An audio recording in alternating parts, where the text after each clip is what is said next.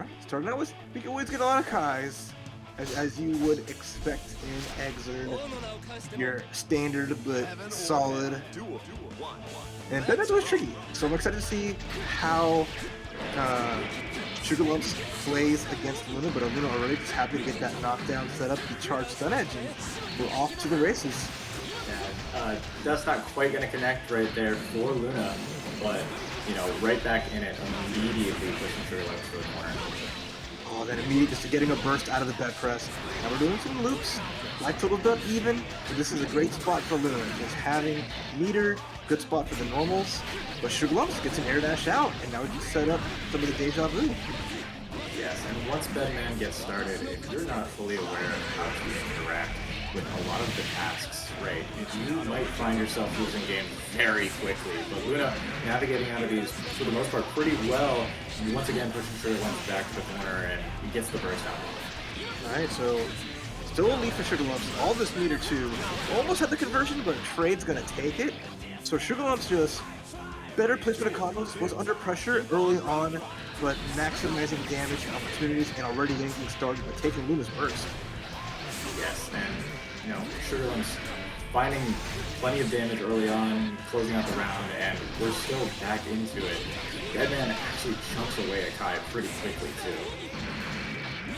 You see that just some nice hits here and there, but with Luna on that offense, this is going to be something that BedMan's going to struggle with. It's going to be trying to guess with the dash forward. Doesn't quite work. Gets clipped by the stun dipper.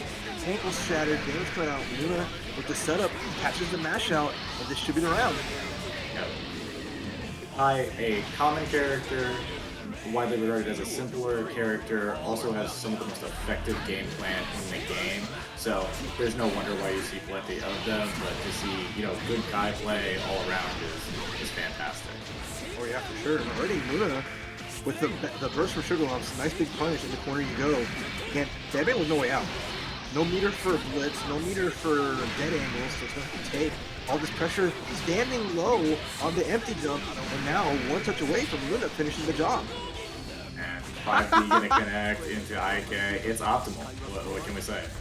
That's the way we started things off. First round, not even KizzerCrate on the screen.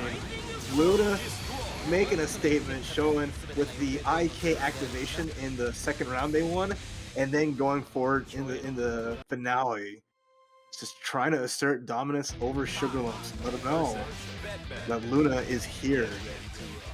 Yeah, closing it out immediately. Luna, like losing the first round, we thought, hey, this is going to be pretty close. Just immediately nixes that in that first game. Let's see how game 2 looks.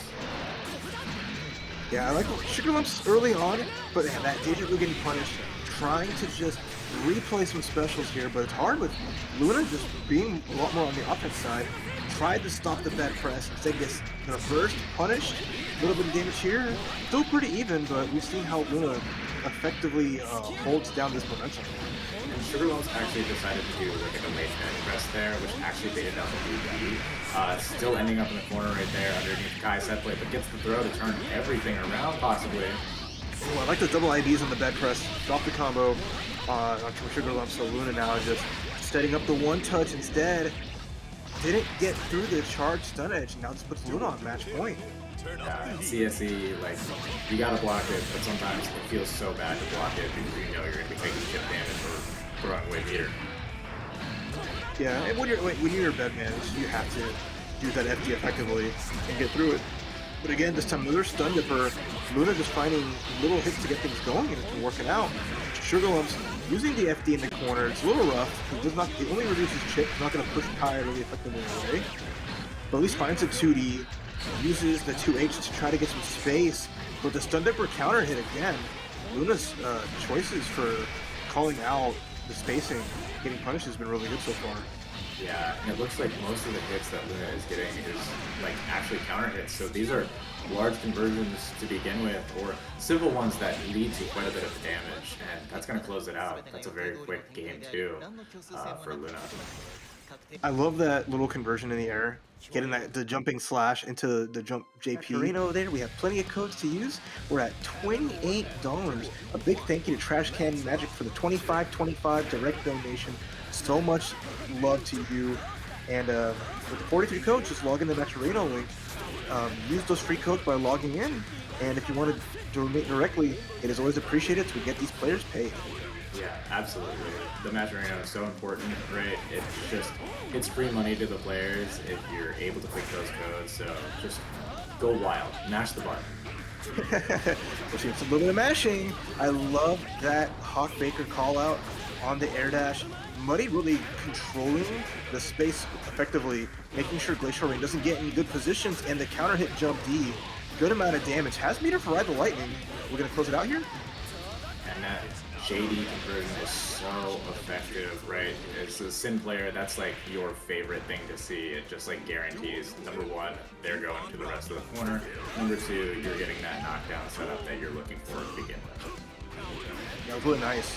A little frame trap, full conversion, and setting Voltic Dane just to get the checkmate scenario.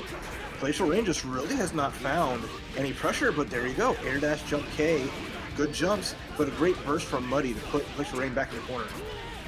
And already GlacialReign back in. The super's going to do quite a bit of damage back into the knockdown situation. May not even need it. Leo does a lot of damage. In fact, doesn't. Yeah, freebie on the block beat. Just could not find the timing to tech out of the jump K into jump heavy. So Muddy has to watch out there. Had a good control, and there's a good start. Doesn't quite come on the Hawk Baker, but finds a safe jump either way. Yeah, that was a big safe jump, but, you know, gets the burst out of it. All right, here we go. Pressure's on. Nice run walkthrough with that back turn stance. And this is GlacialReign's win condition right now, but the dead angle is going to reverse that. Very tricky situation between the orientation of Leo right there. Good burst, very scary though.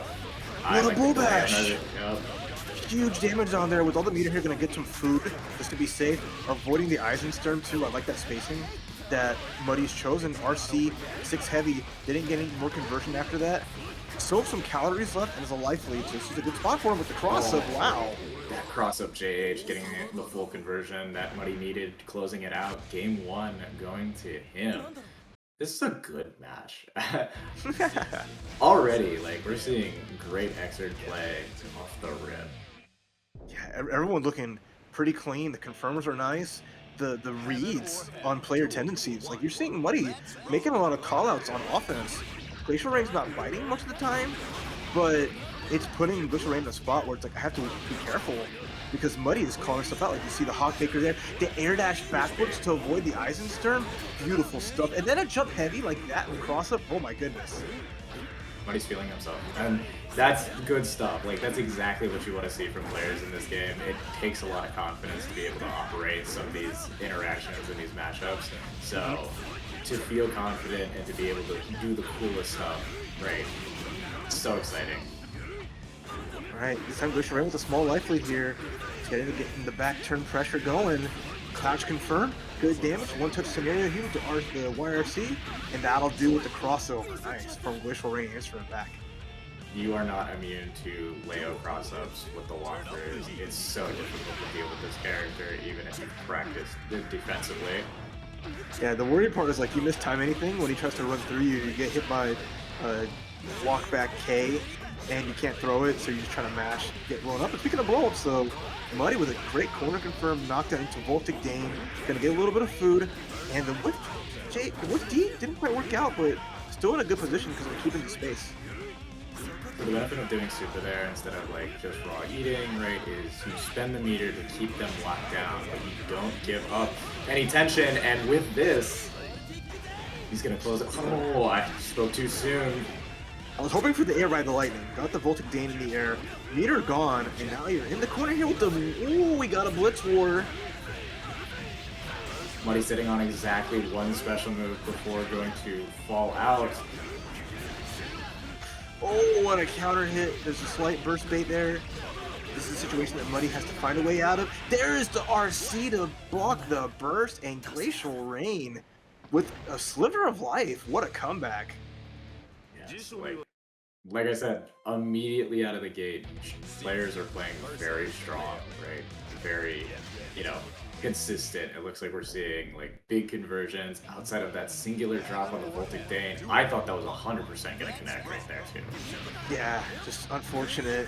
Giving GlacialReign good chance there with low calories, no meter So now GlacialReign off to a good start here, getting some early hits, but in the corner already. And we've seen how nice Muddy's pressure has been at this proper spacing, but tried to fight through it, gets caught out, and now it's knockdown time into back turn pressure. Oh, resets pressure immediately. It's so scary when you think Leo is just done and he just goes back in for free. Yeah, the YRC for Muddy didn't quite work out. GlacialReign now match point. Down, side puts himself into the corner, but side switching so effectively already.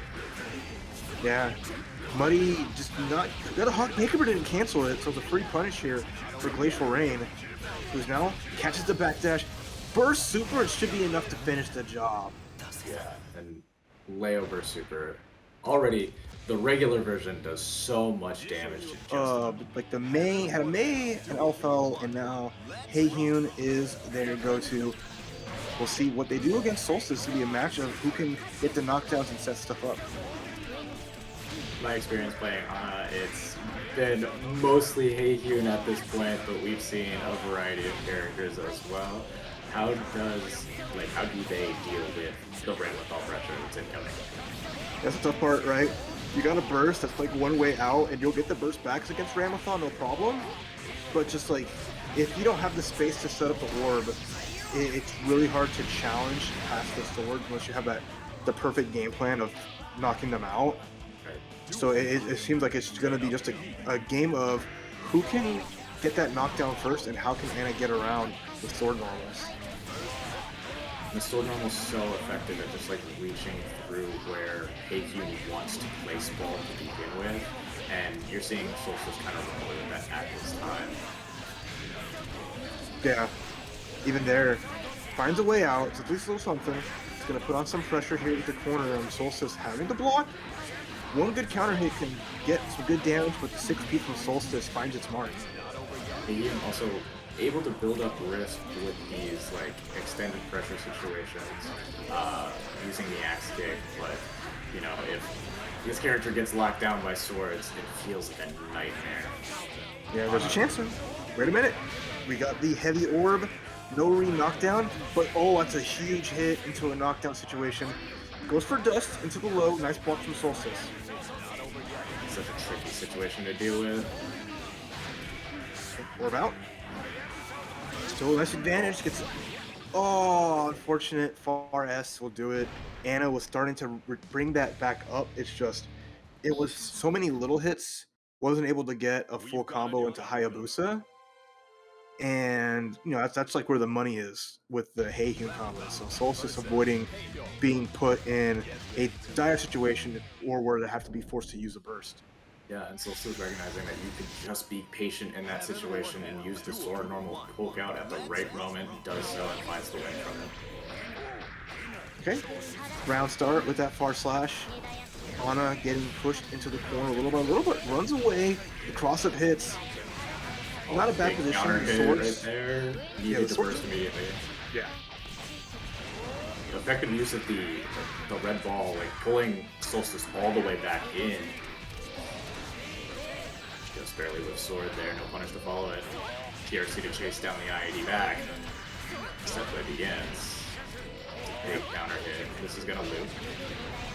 Good amount of damage here. We're gonna go for a reset anywhere. We're gonna go for the knockdown. Yep, there's the knockdown. There's the dead angle. Nice escape here. Ana fading back into the corner where the swords are. Has to be extra careful. And oh, ooh. Great neutral clashes with the sword there. The ball follows up to help Ana right there. OTG. Axe kick. Big plus frames. Solstice able to anti-air, make it out. Round 1, game 2, going to Solstice. Right, match point here. Ana though has been finding hits here and there, starting to answer back. There's the early burst, which is pretty good against Ram. Ram combos do build a lot of burst. Hayabusa, or the air Hayabusa connects. Pressure's on with those plus frames in the charge version. Oh, wow, what a fantastic instant block from Solstice. Like, blowing up the cross-up right there. This pickup is going to be exactly what Ram is looking for. Yeah. Good chunk of damage. More pressure on block. Now they're forcing a dead angle, which is a big win for Solstice. using up a lot of the meter that Heihin would need for a clap super or RC into 2H. The popcorn just whiffing. Scary situation here. Almost ready for a burst to at least get out, but the throw, one last shot here for Anna. That last sword clipping, allowing Solstice to just bait the burst. One of those situations where you burst well and can turn it around with the set play Ram has. It's very difficult. For sure. Speaking of set play, we have our next match here with Perfectly Balanced and KizzerCrate, Raven and Kai Kisuke. They seem perfectly balanced, do a really good job of reapplying pressure with Raven very heavy on the rush down. But Kizzer is more than happy to return that back with Spade, although the up back gets caught out. And honestly, for round one, we're pretty even so far. Oh, what a great way to navigate out of the situation by perfectly balanced. But Kizzer spending the 50 meter to, you know, fight back immediately. Oh, our PRC into the air throw. Nice spot for perfectly balanced. Has to be careful here, because KizzerCrate is ready to boil their way in, but the jump out from the dash forward will avoid the CSE. Pretty good. Nice, perfectly balanced, just navigating out of these situations really well, and just a step ahead in these last three situations immediately. Oh, I like that. It doesn't quite work out. The pushback from the 6P from Kai. Eagle's gonna connect, getting a punish, but the 5P, there's a burst for perfectly balanced, not wanting to lose the round. Big skill, like, showcase that KizzerCrate has had, right? Let's see if that makes the difference. As these characters just attempt to stall in the air with their projectiles. KizzerCrate comes out on top. But something that was really cool right there is just having the, like, knowledge to check Raven with 5 Ps when he tries to air dash very close to you. That stuff's so important in the matchup, no matter what character you play. Yeah, you know, Kai, the king of anti-airs. So I like Kizzer going through the different options, but right now, first command grab perfectly balanced, excitement meter starting to raise up. It's only going to make Raven stronger and make things harder this round for KizzerCrate. Great usage of the armor right there, going to build up excitement and allow YRC perfectly balanced keeping control right now. Oh, what's another jump D? Good chance for Kizzer to get a little bit of damage here. He's going to get the knockdown and the throw. Trying to run out the timer on the excitement gauge. If he can get this out of the question, it could be a big boon. Yeah, that is one of the buffs that like Raven received as of Rev 2.1 is that if he isn't hit stun, he actually does not lose excitement. Ride the lightning. It's going to be blocked out. Nice. With a punish though, not quite. Timing was a smidge off. Pretty hard to get a punish. And it's difficult if you like have to FD ride the lightning based on the distance. It can be the like difference between getting a punish or not getting a punish. Right, it makes it so tricky because that added guard stun for FD. Okay, knockdown for perfectly balanced. Already, I like that, trading with the crouching heavy, getting some hits, but the 6P comes out. 2H, unfortunately doesn't get the frame trap and a command grab for perfectly balanced.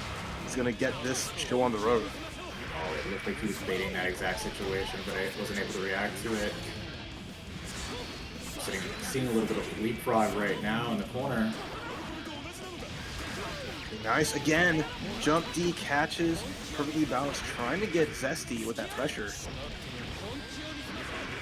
Knockout situation of the crunch edge. Burst, Kizzer looking to seal the deal on this. Unfortunate, jump D gets him punished. This is a good chance for perfectly balanced to start bringing this back slowly. Command grab too far away to whiff, but no punish. Yeah, that max range button into command grab is so difficult for Raven because if you're not close enough, it will just whiff. KizzerCrate taking it 2-1 in this round, or in this game. It looks pretty even. I'm going to be 100% honest, right? This could go either way, but, you know, that first game may dictate the pace of the rest of it. Yeah, exactly. You saw like a lot of good back and forth, but Kizzer being in control, just being able to answer the offense has been really nice, don't you think? Yes, absolutely. I feel like Kai has a like good way to deal with a lot of Raven's options. Also having longer buttons, being able to check the air dash in a variety of ways. He just occupies the same space that Raven wants to kind of invalidate for some characters. So I'm very curious to see how perfectly balanced, you know, navigates Kai's options. I agree 100%. Done a good job on Kizzer's side so far, but Balance just trying to make some space. Hasn't really worked out. And a lot of those dash forwards, trying to get up close, it's just been getting kind of blown up. Nice defense from perfectly balanced there, finding the instant block, but back to mid-screen, throw knockdown for Kai, charge stun edge, we're back in, and the double low, you know, just catching perfectly balanced, trying to navigate out, scramble. That was tricky. Kizzer just one round away. Gets some pressure here, resets with the jump D, doesn't quite work out, but the jump 2K, perfectly balanced. Oh, he's gonna get a hit. Gets the burst, very nice. Now can start getting some corner pressure and building up the excitement. Just trying to keep Kai in the cage right now, doesn't want to let him out back to mid-screen, wants back to the wall.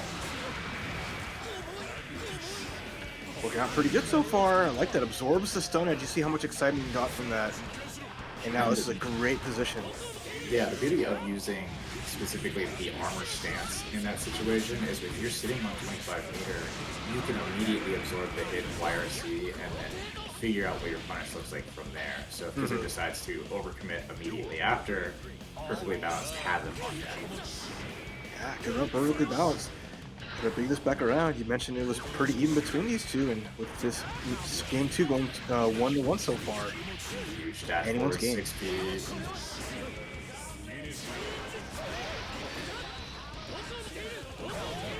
Oh, okay. Once again, we're kind of back to that leapfrog on screen. Both characters trying to throw out their longer buttons to keep the other one at bay. Oh, and speaking of at bay, I like that getting the command grab to get some damage at that distance. You jump low. I love this from perfectly balanced. Making space, just keeping a distance, gets caught in the corner, forced to burst out, but still with a huge lead here over Kizzer. Although lost all the excitement from all the runaway. Yeah, and that 2H fully going to handle the J2K from Raven right there. Takes the knockdown, charge stun edge, sitting on 50 meter is Kizzer. Barely any bar, but there's the burst. Last chance for KizzerCrate. Uses the dead angle, get some space in, trying to rush down. There's no meter on FD, and now it's pretty much a one-touch game. Not going to be able to get the OTG, but the chip from the needle is going to threaten versus Kizzer. He opts the backdash. Perfectly balanced, evens it up. Yeah, really nice. Kizzer just wasn't expecting the needle, had a meter for a YRC, but wasn't able to get it out to stay in it. Super close to considering like perfectly balanced had no more meter for FD, so it wasn't a really scary spot with the pressure that Kizzer could put on. But once perfectly balanced found like that one gap to get out and a beautiful air dash to punish the stun edge in the ground, it's gonna take us to a game 3. Okay, big instant block's gonna crank the wrist stage pretty fast for perfectly balanced, but finds the hit anyways. Okay, back to that mid-screen here.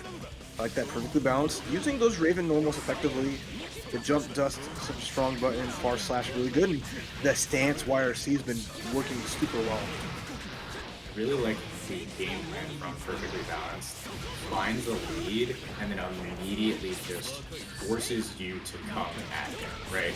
Like using Raven's armor stance and using the larger buttons to just force you off, walk you into larger counter hits, and now we're sitting on full excitement, so just about anything is going to convert into large damage. Oh, gotta be careful though. Kizzer found a small punish on the needle. Oh yeah, you mentioned the spooky point, the command grab, anything could spell doom for Kizzer, but Kizzer again finds the gap, gets the punish on the needle, and it can turn us around. Hits out, that looked like an air throw situation possibly, fantastic dash through on the projectile. Goes over top. Yeah, and like didn't even need the excitement there, like drew out the round, but we saw still Kizzer overextended and, you know, the air dash, or yeah, the air dash glide caught him. Yeah, it was a nice turn of events, perfectly balanced. The invincible dash forward working so well, getting past stun, and just, ooh, Blitz War forces the burst out from Kizzer, doesn't want to get knocked down and put him in the corner. Nice instant block on the JH right there from perfectly balanced. Knockdown. Raw command grab. No pick up yet, not enough excitement. We're back in once more. Scratch into reglide. Another knockdown, set it. I like Big this. pickup. Yeah, we want to get as much damage as possible. Set up a weird mix-up situation with the YRC. I had no idea what side that was going to hit, so Appreciate great. everyone logging in and using them up. And any of the quests on the side, which just has you downloading an app or maybe following a certain someone on social media, can also add more to the match arena. So please go ahead and load that up. All of that adds up. We're very thankful to have that participate in this, and glad that we're able to support episodes still. Going into this, we're going to have Joy versus TomTom. So you're going to see Heihyu versus Leo. Very much so a common matchup, but these are heavy hitters. Oh, very nice. Opens up with the 5P knocking on Heihyun's door. And yeah, forces a hero burst here. It's a little bit risky for Joy. I'm always such a sucker watching Leos like use their lighter buttons in those strings to keep the combo going, to get their knockdowns. And TomTom closing it out right there versus Joy in this first round. I think so for sure. It's just like those little things to keep pressure tight. Oh, we got the Grandpa Viper. It's a little reset with the jump P. And good damage to start things off with TomTom busting out. Yeah, Joy opting to push TomTom back to mid-screen to like force ball OP a different way, keep people on their toes. This super does so much damage, and we're back to a knockdown situation already. Yeah, there's a dead angle out. We got the magnet orb away. Oh, but the 2D in between. Nice drop kick. TomTom staying on top of things.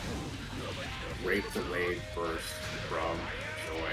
That's the professional burst, as they call it. Just waiting it out, not, getting ahead of yourself. And even though TomTom RC was successful on that burst from Joy, TomTom's still able to close it out, though. Yeah. Very nice from TomTom. Just mauling. Doing what Leo does best and making Gyatso against Heihyun. Don't want Heihyun setting up the orb to control the neutral. Don't want to have any charged Shinkens or Hayabusas enter the fray. But we're going to start things out with the Grandpa Viper. Going to get a light hit and put TomTom in the corner. And the funniest thing about Grandpa Viper is you watch that move and you say, I'm never going to get hit by that. And yet, inevitably you will. Don't lie to me. Right? No one expects Heihyun to just roll up at low and get things going. And Joy with a pretty strong round here. TomTom just getting violent, gets a low at the ground air throw to set up some good pressure with the H Fireball, but Joy with the Heihyun's real DP, 2P. Yes, that is the anti-air of all time. But Joy coming away with a fantastic throw setup to close out that round. Yeah, like the adjustments I'm seeing. Oh, but running up 2P gets countered. Nice knockdown from TomTom. And this back turn pressure is what won them, but oh, Hayabusa not going to get far enough. Forced to burst out with the Shinken. Yeah, the starburst from TomTom is still going to be effective because Joy doesn't have a way to close the gap from there. Knockdown back mid-screen, ball setup, IAD, fantastic counter hit. Slowly pushing TomTom to the corner. Oh, frames. Nice, more pressure here. Oh, and the punish. Really good spot. Joy in the corner now has to be careful, but finds an air dash and she should be it. Because Shinken combo is going to close it out right there, and that was a very quick way to turn around this set. We're at 1-1 and immediately going into game 3, no delay whatsoever. No, we don't have time for that. You don't got time to let a Leo cool down. Absolutely. But look, Joy waking up. Been hitting a lot of good confirms, just playing the neutral really, really well, and forcing TomTom to second guess. looks like they have a better understanding of the fighter matchup at this point, right? Oh, immediate checks. I like the confidence between all of that right there. Yeah, spinning the RSC just to force their way all the way in. That's a really good TP. Yeah, TomTom needed that. Got to burst up and jump right into Shinken. Knockdown City. Went for the air high at Lucid because it wasn't going to be a tech off the jump heavy. It was going to be a tech. Oh, another counter. This is good for TomTom. Trying to bring this back a little bit. It's got to watch out. Yeah, Joy with all this bar. There is resources and supers and dead angles available. And there it is. Very smart use of the dead angle. Recognizing the first hit. TomTom not really able to block once they were in that, like, hit stun. Oh, just slowly delaying, trying to look for a reversal option or any sort of defensive. TomTom just presses out. Very smart of Barre. Cloud super. Block on it. Big punish. The hero burst and the point. guard point. Nice. Big stuff from TomTom. Sliver of health. If you have more than one, you're not done. Well said. Oh my gosh, you're not going to have much after this. Half-life already gone from the anti-air. Counter hit confirmed. Joy may not get their burst back because of the late burst. Delayed jump K. What do you say? This is not looking good. Joy about to become sadness. Big knockdown. OTG. Perfect from TomTom. And game 3, just also a whirlwind. That really showing a dominant performance all across offline North American tournaments. Not like getting big wins at TNS, having some fun, showing like Amelia and doing their thing. So we'll see what Krackatoa can do. It's always tough playing any kind of matchup against Johnny. Johnny just needs that one knockdown, get those levels up, and start just putting big pressure with misfire cancels. That OTG scenario working out in Yousagi's favor as well. The first not going to connect from Krackatoa, and immediately we are back in the corner with Jonathan guilty here at 100 meters. What? It's a big whiff! Opportunity for Krackatoa with the bomb out to get some items going. But it's got to watch out because there is a lot of wire Cs available for Krackatoa, or for Yousagi. Yeah, Yousagi fully content to just not do anything, not overextend in these situations. Right, just taking simple knockdowns here to make sure that Krackatoa is pushed to the corner. Ooh, chance! There's the burst, try to get a 5P cancel combo. Counter hit hammer, very close to stun, gonna throw a lot of items out. Oh, and there it is! Let's see what damage we can get. And we got the firecracker starter. Oh, air grab right into the life up! Oh, what a chance! Still a burst available for Krackatoa. But the air misfire, oh my god. Land TK misfire. It's a great closeout tool. It's very effective. If you don't have to follow up with a combo, why not? Just why not, right? We'll see him later. Back into it. And, oh gosh. The misfire, like, able to catch any sort of block scenario, but also being burst safe with the mist on Krackatoa. It's a lose-lose situation from there. And Lord, seeing level 3 misfire like crack right there and then IAD back behind it.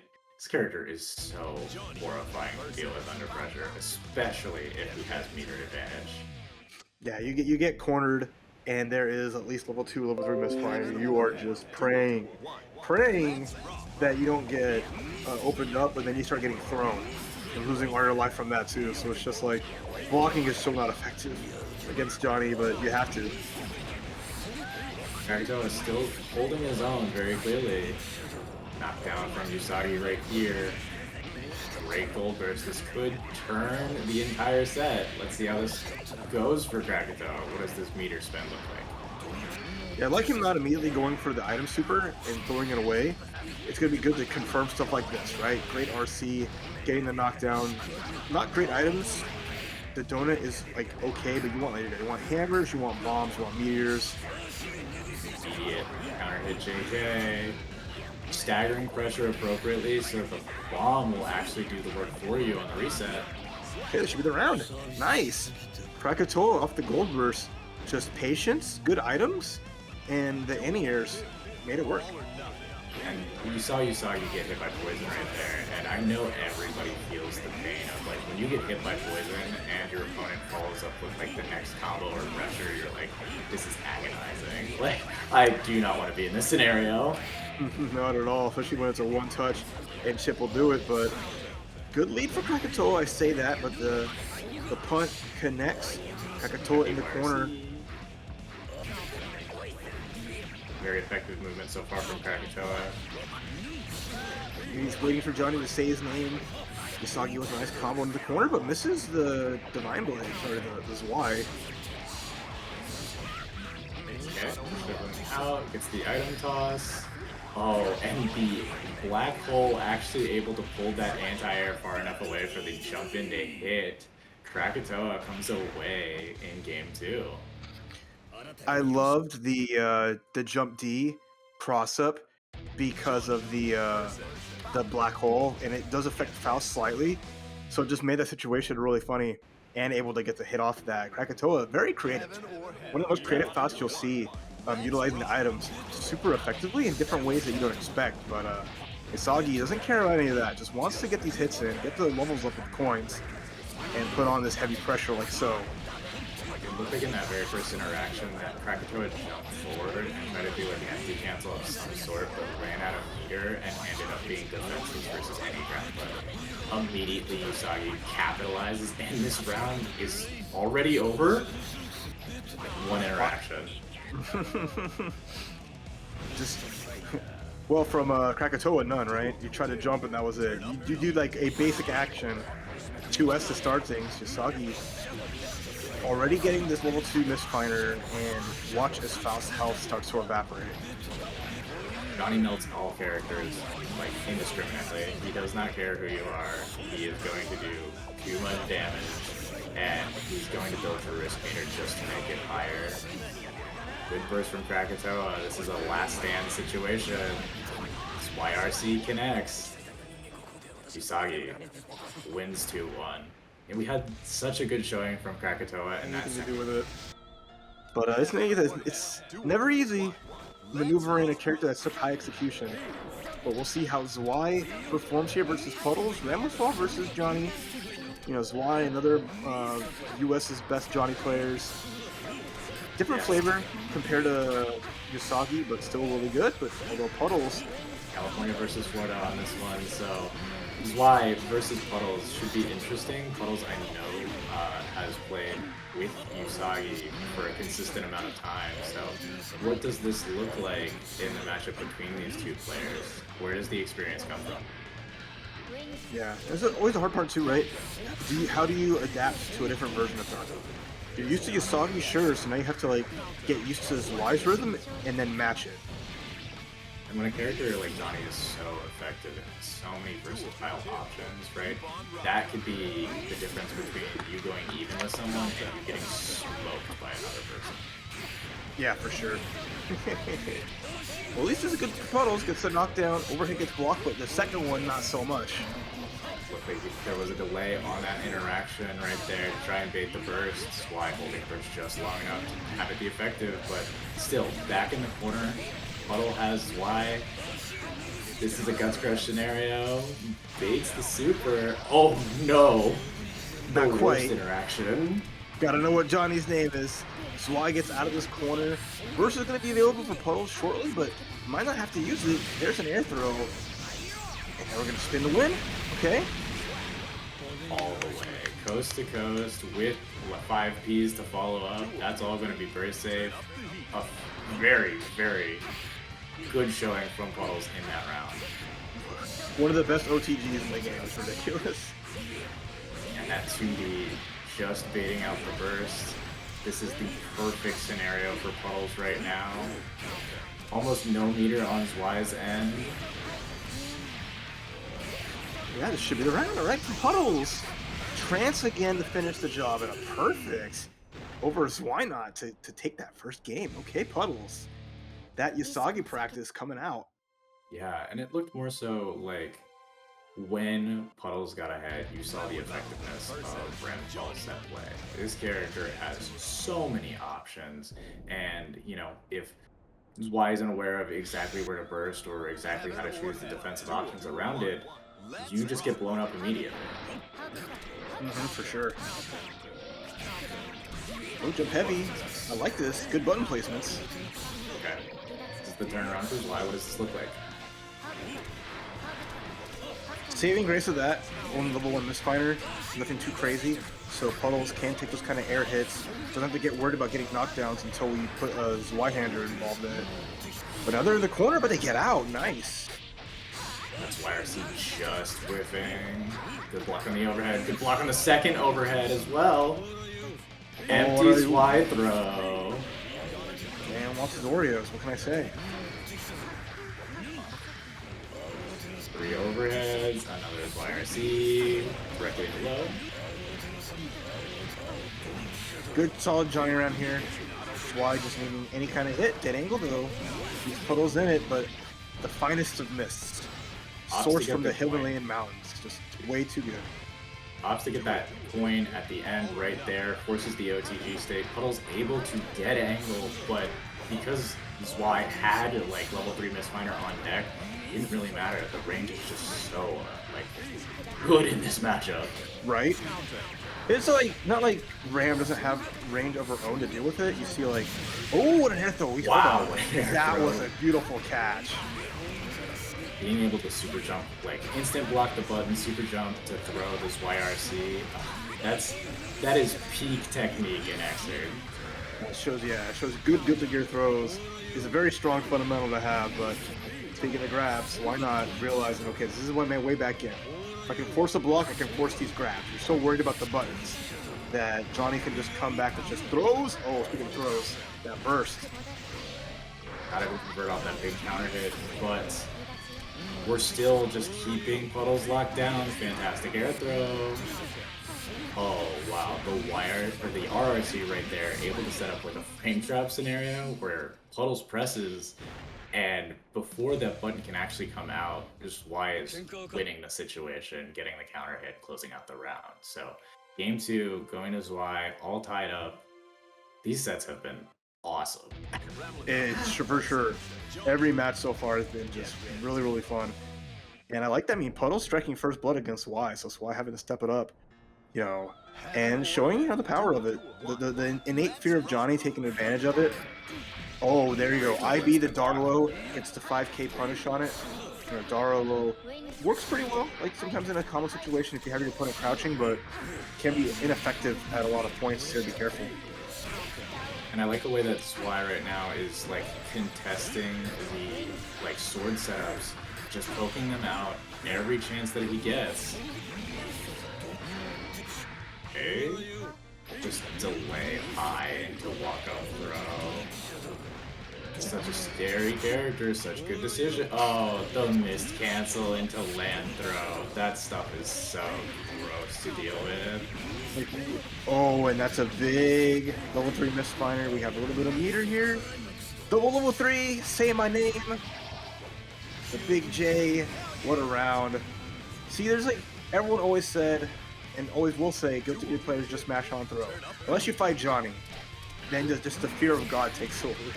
Yeah, one counter hit just lets the character convert off of anything, and then from there you are going for a ride. Max range. A really good burst to keep your momentum right there from Puddles. Gonna get the knockdown. Overhead connects. I like the meaty overhead, getting the confirm from it without having to use a sword. And with Trance, this should be the round tying it up. Uses the blitz, actually doesn't connect before the end of the round, so doesn't steal the burst. No burst meter taken in that instance, but I like the optimization most. What just Zwei just throwing out the coins, holding for an in-air, it connects. The power up is there. And now Puddles has to be extra careful, but wait a minute, it's a good start. Blocks the burst, but too far for a punish. Spot on the overhead, but Ram is plus in that situation. Oh, I like that. Trying to bait out a throw. Gets the dead angle caught out. Probably one of Johnny's biggest weaknesses is dead angle. Not really great. So it's going to put Puddles in a one-touch scenario. Actually, Trance might do it. one of the near like universal interactions with dead angles is that they can be pretty much low profiled. I actually don't think Puddles is from Florida. What I was trying to say was just Zwei versus Yousagi as like the difference between Johnny players. Okay, One of them got being it. California. Yeah, well, when you said it earlier, I was assuming it was the matchup of Cali versus Florida, not the. Yeah, okay, got it. So, going into it, we're going to see Frosted versus GlacialReign. Frosted, another Florida player, a Kai player, representing, just has been routinely getting stronger over the years with this game, consistently, so, and showing out. Yeah, nice start. As Frosted just gets to burst out. Oh, but GlacialReign, no fear. I like that. You want to see no fear? Counter hit dust? Ouch. I love these horizontal dust combos. Just the extra jumps in it. Nice punish on the dead angle. Most dead angles being negative. I love that I play Axel, who has like one of the few like safe on block dead angles. Yeah, and just being able to use that mechanic to your advantage can be so useful when the pressure in this game is incredibly intense. That was a great TP from Frost to get out of the situation, but immediately back in is GlacialReign. And speaking of back in, Unstoppable gets to RC, dust combo, and with this extra damage, that'll be it with the last hit. Nice. It was such a good call out, and that's usually a situation you see a lot, is like, oh cool, I knocked him away with a burst, or I knocked him away in one capacity, but if they can air tech, and they can air dash back at you, or have YRC with air dash, they are back on your ass. It's so hard to try to like set anything up after you burst against a lot of characters because of the just air tech. Burst is exactly one get out of jail free card. It does not absolve you from interacting with neutral or the immediate next situation that follows. So if you're trying to set up after you've bursted someone, depending on where you burst them, they might just fly back in at you and counter hit you once more. Yeah, it's like boomerang mode, and people love to just get right back in it. So Frosted having to run this back. Pretty great start for GlacialReign. Finds a counter hit close slash, then a heavy slash. Oh man, the damage off of the heavy, the back stance combo. The FD stop from there just like made that look so much more gruesome when that counter hit. And jumping back in with that JK instant blocks. Not able to navigate out fully. GlacialReign just chasing back in, yeah. Just good pressure. It's forcing Frosted to use up all the meter for FD, which limits Kai's offense or get out of jail free, not having YRC on stun edge or little things like that. But at the very least, GlacialReign gets a big punish here.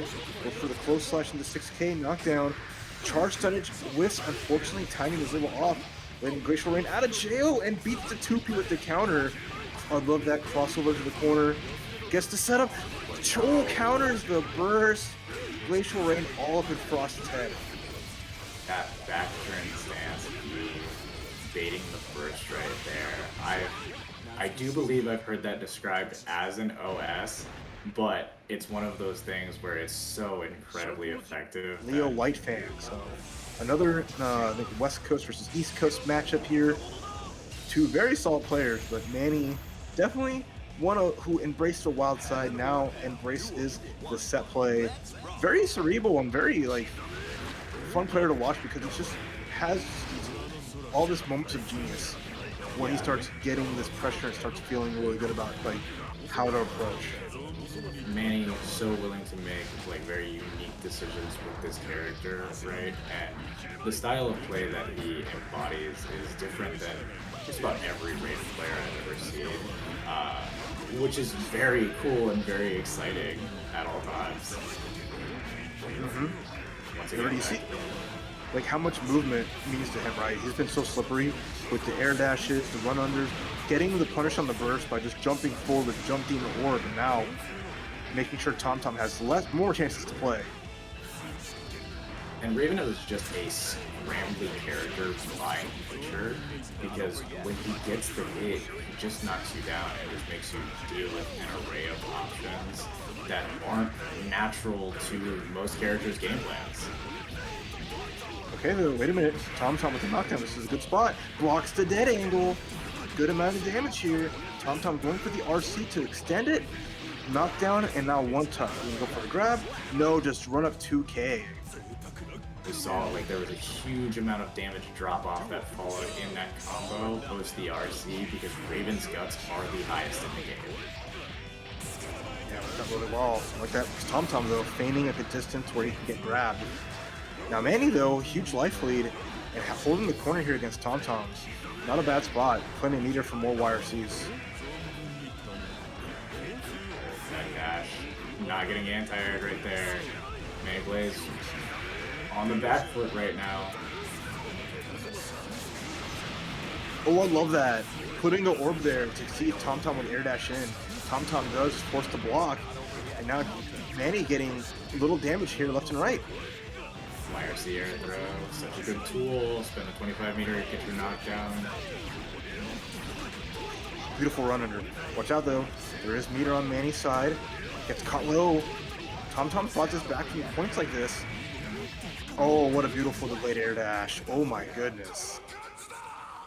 And Leo with these like normals, like JK, right, is technically a lighter normal per se, but when Leo does it, it feels like a heavy button. It's just there, it stays out there, and when you're looking for, hey, is the low going to hit first versus the high? MannyBlaze didn't want a dead angle in that situation. TomTom finds that singular hit to close it out. Yeah. You see too, I love it, like there's setups to bait dead angles, like a super jump on those like meaty RC fireballs. So all the players really bringing out the good tech. And a punish though from Manny, gets the YRC on the stance, gets a scratch, a little bit of excitement boiling up, and here comes a 2D pressure. As Manny is just effective, except against the 2D from Leo.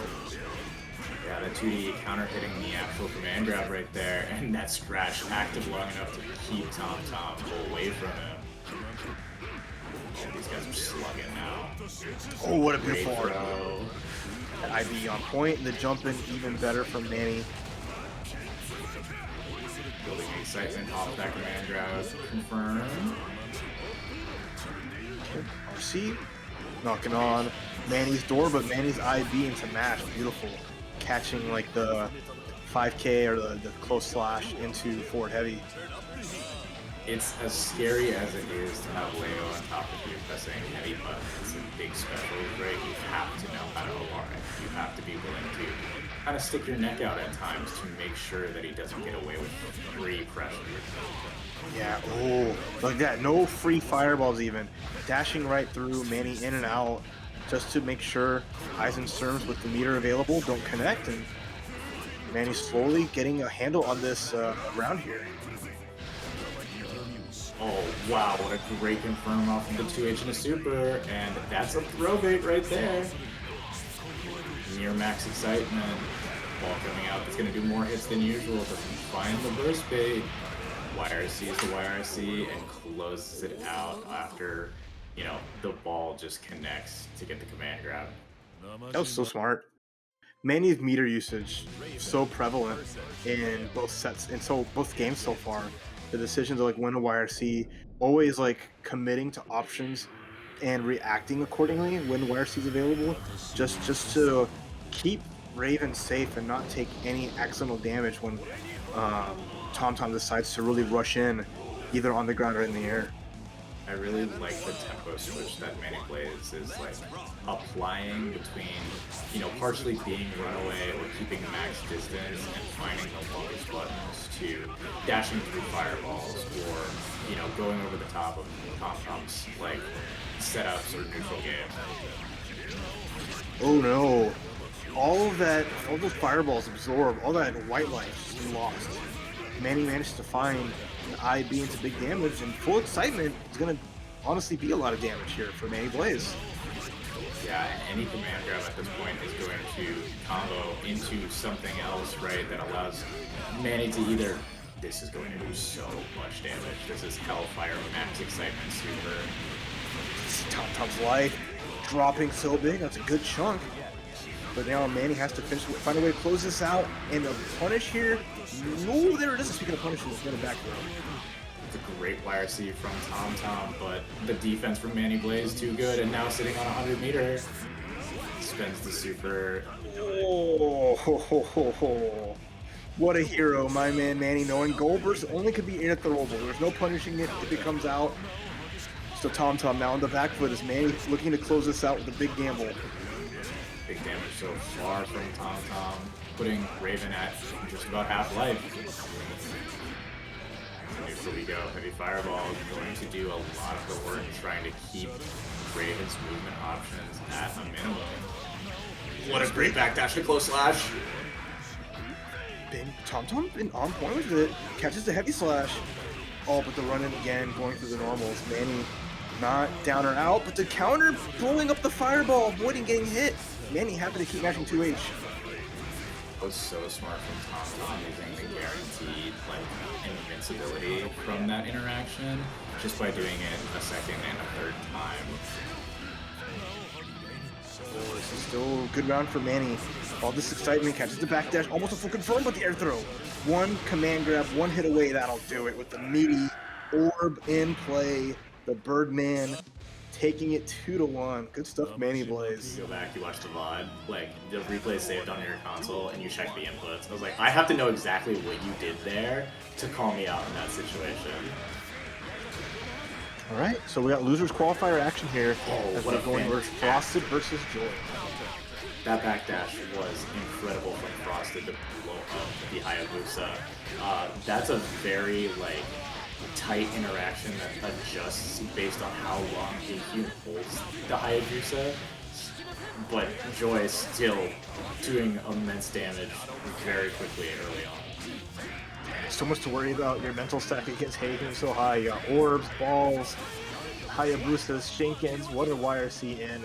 Catching a stun edge. Yeah, it's throwing a stun edge against Joy, who's been moving so heavy. Wow. 6 heavy. Round start. Classic starter for Hagen. You know, unsafe bomb block, but one of the fastest command normals in the game. That is one of those interactions where it's okay to burst immediately. Like, you got hit by one hit, and you're seeing that Grandpa Viper is approaching. Just go ahead and burst. Get out of the situation. And working out for Frosted. Just got Joy in the corner with it, and Frosted has a huge life lead. And plenty of bar. That 5P check, but couldn't get to 2H. So now he's just going to have to hold some pressure. Be careful. Big Hayabusa, knocked down. Good stuff from Joy right here. Dead angles out of the situation, Frosted's back in. Dead angle on the side of Joy too. The meter here for Frosted is really nice. Next hit into, say, a Sacred Edge. Instead, no, go for the RC. Get another hero burst from Joy. Great defense from Frosted, recognizing that was way too high and that he would be able to throw. And, you know, shout out to Krackatoa for the $20 contribution to the match arena. That's big stuff. Really appreciate it. Thank you so much. We're up to $51.05. Great jump in from Frosted with the empty low. Frosted keeping his cool. And already with that huge lead with the YRC in, there's the Shinken.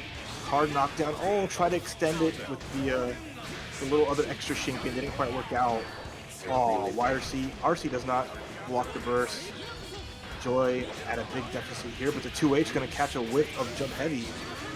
Joy has a chance. Got a full knockdown and still able to get the heavy ball set up out. Another instant block from Frosted, checking these situations so well. Knockdown, has to spin the FD. Burst doesn't get punished. How do we navigate out? Another air Hayabusa comes down. Frosted ready to punish with throw. Yeah, really good answer against that, right? You either just run up and block it or even just jump in and air block it. If you can time that like air IB or however, you're going to reduce you know, you don't want to challenge it sometimes. It's okay just to force Haehyun into a negative situation or get a guaranteed grab. Right, because the actual active frames of it disappear if you've already taken them. So that sort of interaction just becomes so much better for Frosted if you just slightly come into it. Exactly. Okay, shinking. What's shinking, Doc? Joy catching Frosted off guard, but Frosted still maintaining a life lead here. Great anti-air there. Joy trying to send it out something like a Forest Slash or 2S in that situation. Oh, what an air grab in the corner you go. Jump deep counter hit, but the bust out. Joy with the corner pressure. There's the plus frames. Hayabusa, but a punish with YRC. It's going to be a one-touch game here on this round.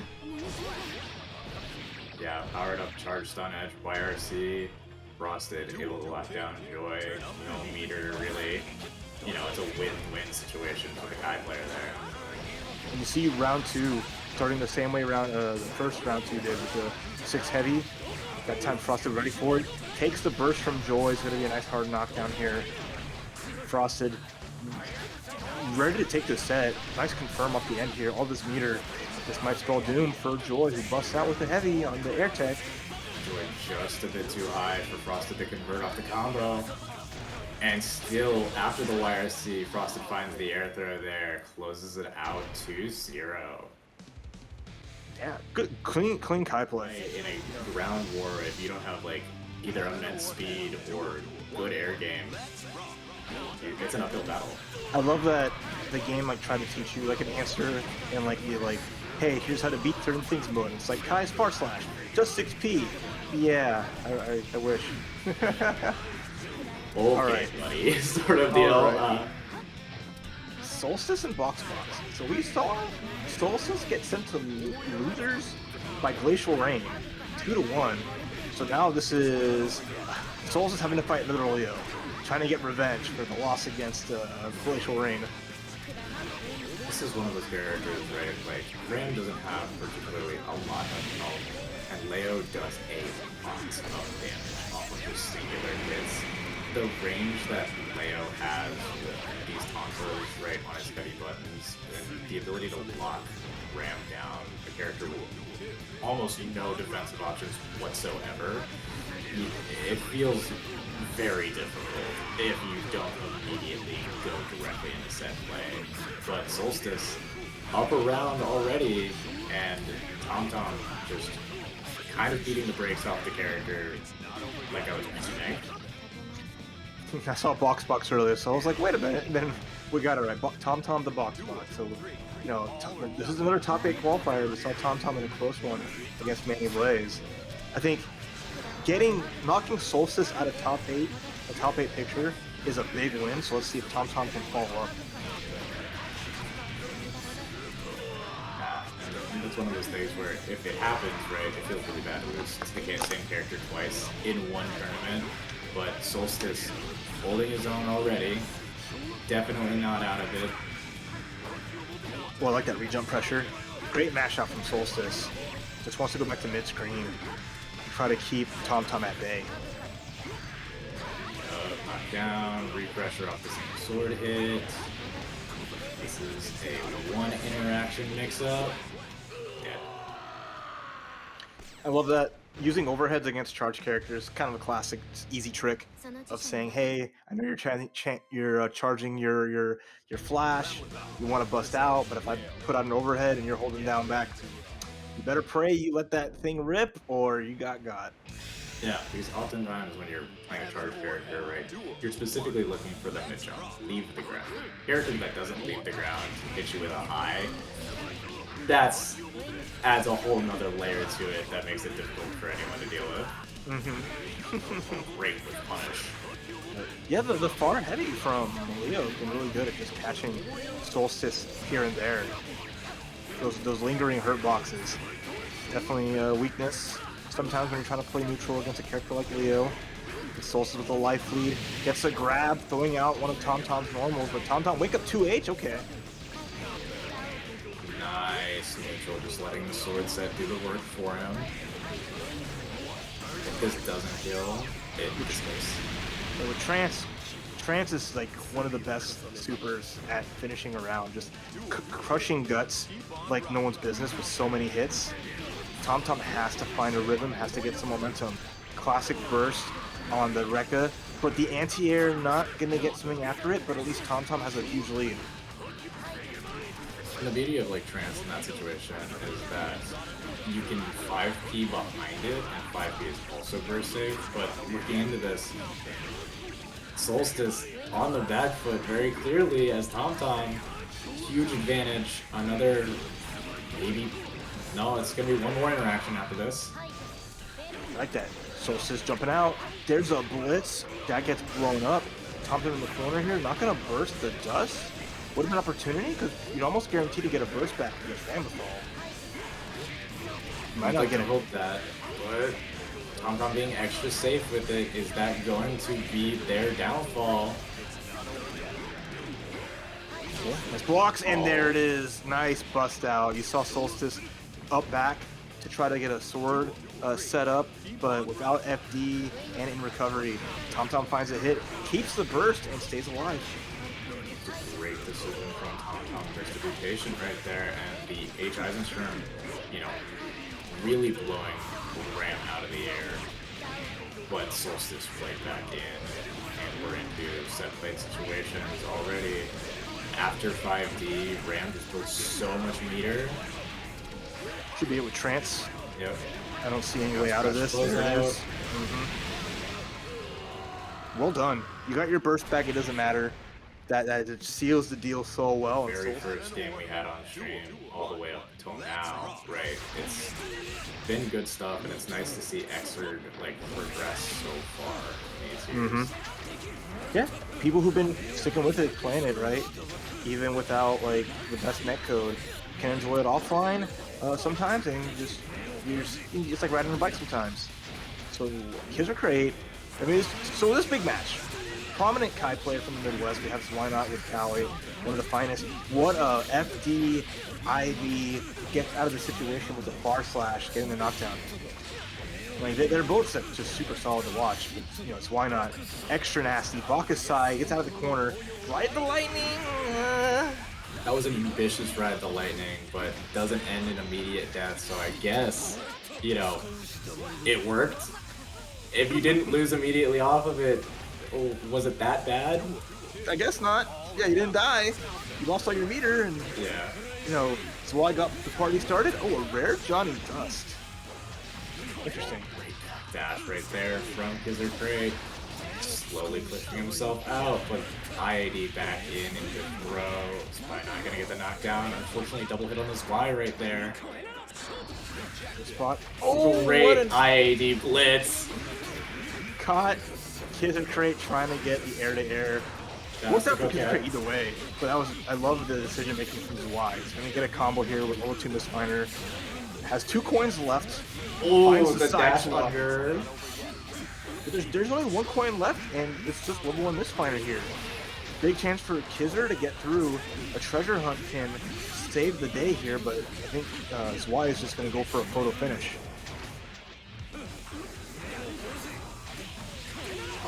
Maybe a little too fancy right there, sitting on 1 coin, like you said. Not a lot of meter on deck either, these charged stun edges. Nice ABs, gets hit. The burst, what an, oh my god, the YRC. But Kizzer on the verges of the feet, and the stun dipper getting punished by the divine blade off of the Zwei. Oh, big opportunity. I love the stun edge YRC catching the burst from Zwei. It's just Kizzer couldn't finish the job, and when you're at a one-touch scenario versus Johnny with meter, oh, so tough. 25 meter for air jam session is a very effective way to make sure you don't gotta deal with a lot in this game. Just save yourself, take your pressure that immediately follows, and then go next. Great bait on the DP. Alright, classic Johnny throw.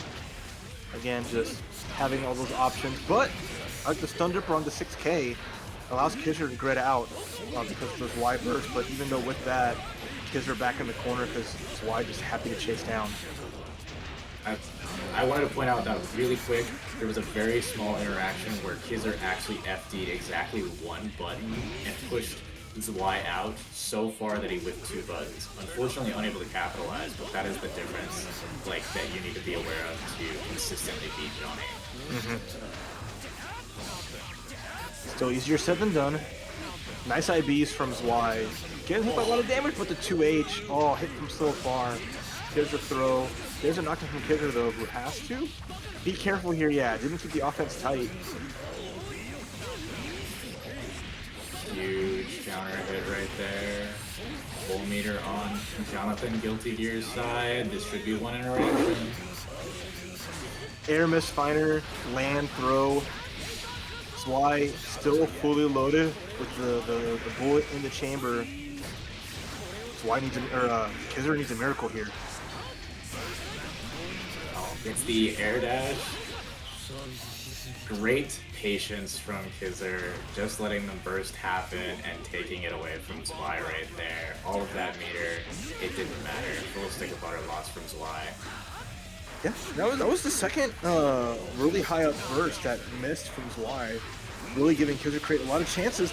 And speaking of chance, with misfiner, with finer, gets blown up, and now Kizzer on the offense with the 2H, catching the jump out. Real nice.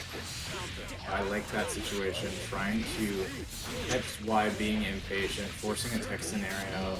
Kizzer, like, trying to blow up any sort of scramble options that Zwei might pick. It's a good optimization of the combo right there into the empty low. Ooh, a throw reset in between. More big damage here with the wall. Oh no, Kizzer's on a one do or die.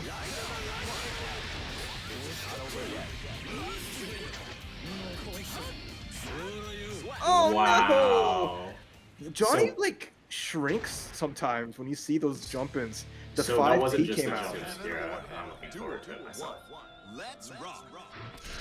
All right. So thanks to them for supporting TampaNeverSleeps.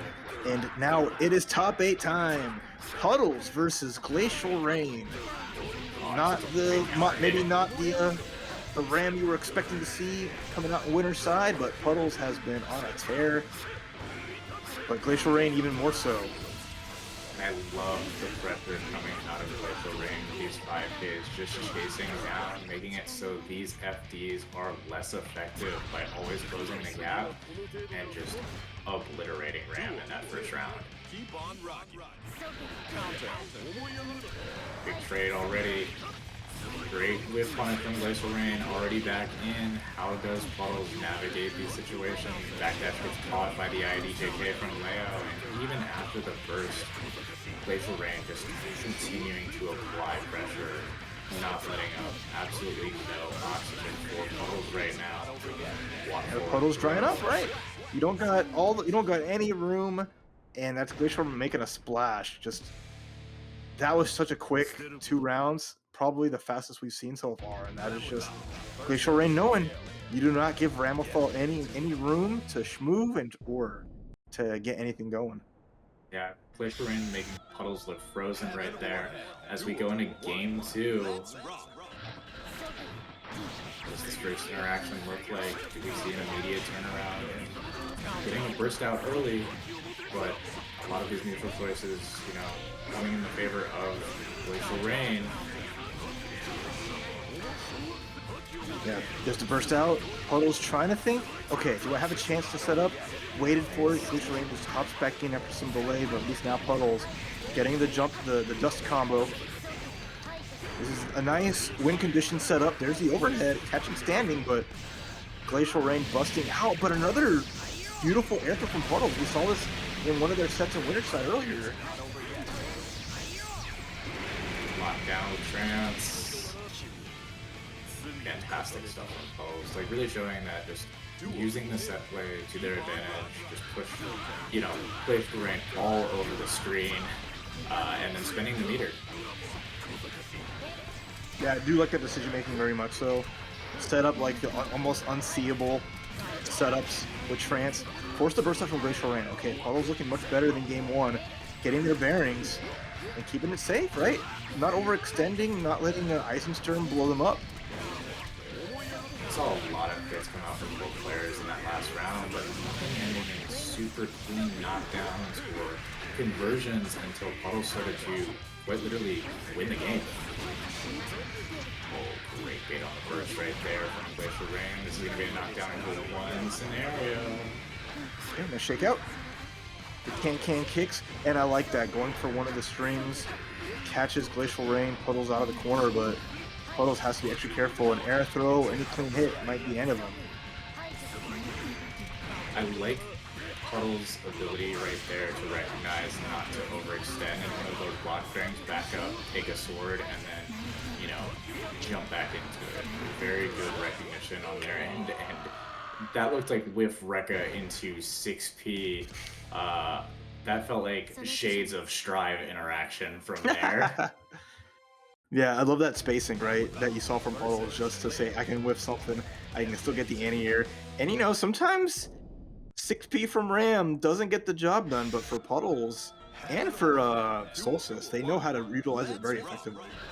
Yeah, and it doesn't matter if your button is bad. You have to make it not look bad. That's your job as the player. And what an amazing pickup from Puddles into a baited burst. We're going to go into the dust combo. This is going to build plenty of meter. Oh, and a Fuzzy Wuzzy blowing up GlacialReign's blocking. And look at this situation. Puddles turned around everything. Reset into the overhead. Perfect round, one round away from putting Puddles into winners finals. This character is a nightmare. Like, we understand that Ram has bad matchups, she has difficulties in a lot of situations, but when she gets to do things like that, that is, in no uncertain terms, nightmarish. Good stuff from Puddles right there. And I love those, like, the special sword swipes actually being utilized and being used effectively. Puddles burst, but I like that. Call the sword back, went for the 6P, GlacialReign always willing to air dash forward after getting bursted out. And now Puddles looking extra good. There's the overhead catching Leo, slipping with a down back. Oh, another overhead, and baits the burst immediately after too. Puddles gonna close out this game, and in a flash. Quite literally in a flash, just Either of these two players. Let the intros rock, right? Fully agree with it. Lets your network, you know, find its rhythm, so you can jump back into it. And pretty conservative start so far. Yousagi immediately sniping out the backdash right there, able to get started. Some conversion, but the two-hit Zwei going to allow MannyBlaze to escape, and we're back in pressure the opposite way. Scratch, great instant block so far from Yousagi, but that risk gauge is so high. Counter hit air throw, not going to lead to a conversion for Raven at this point. Just not converting off of that counter hit 5K is Yousagi as MannyBlaze, you know, pushes him across the screen. Ooh! You just see him zipping by like a jet, avoiding the burst just from that speed that Raven has with the swoop. Gets the blow up with the command grab, and Manny, again, the movement decisions and just how slippery he plays makes it so hard to scramble against Manny. He's so adept at it. And what an effective use of Misfiner right there, neutralizing the needle and also catching MannyBlaze immediately behind it, right? Just Yousagi showing not only is this character amazing and uncontested, right, but also I know exactly what I'm doing, don't worry about it. Exactly. Picking those spots, catching these upbacks. Every button that Johnny has, just an anti-air, like 2-in-1 cooked in, and there's a nice finish as Yousagi answers back with a near perfect. Just again, throwing out just some solid buttons. You know, maybe not like the most active, but they are really just so quick with good range. Keeping Manny guessing, but Manny gets a punish with the scratch, gets a command grab. Wants to build up the excitement so we can add up little by little, and I like these scratch combos until like an air throw reset didn't quite work though. Great tech jump from Yousagi right there, recognizing that a command grab was on the table from MannyBlaze to try and trap it. Very smart stuff as we look to push it back into the corner. Gonna navigate out right here. Oh, jump heavy doesn't work. Manny gets counter hit and there's a force burst out. Yousagi with a big lead here, but now Manny with a little bit of bar.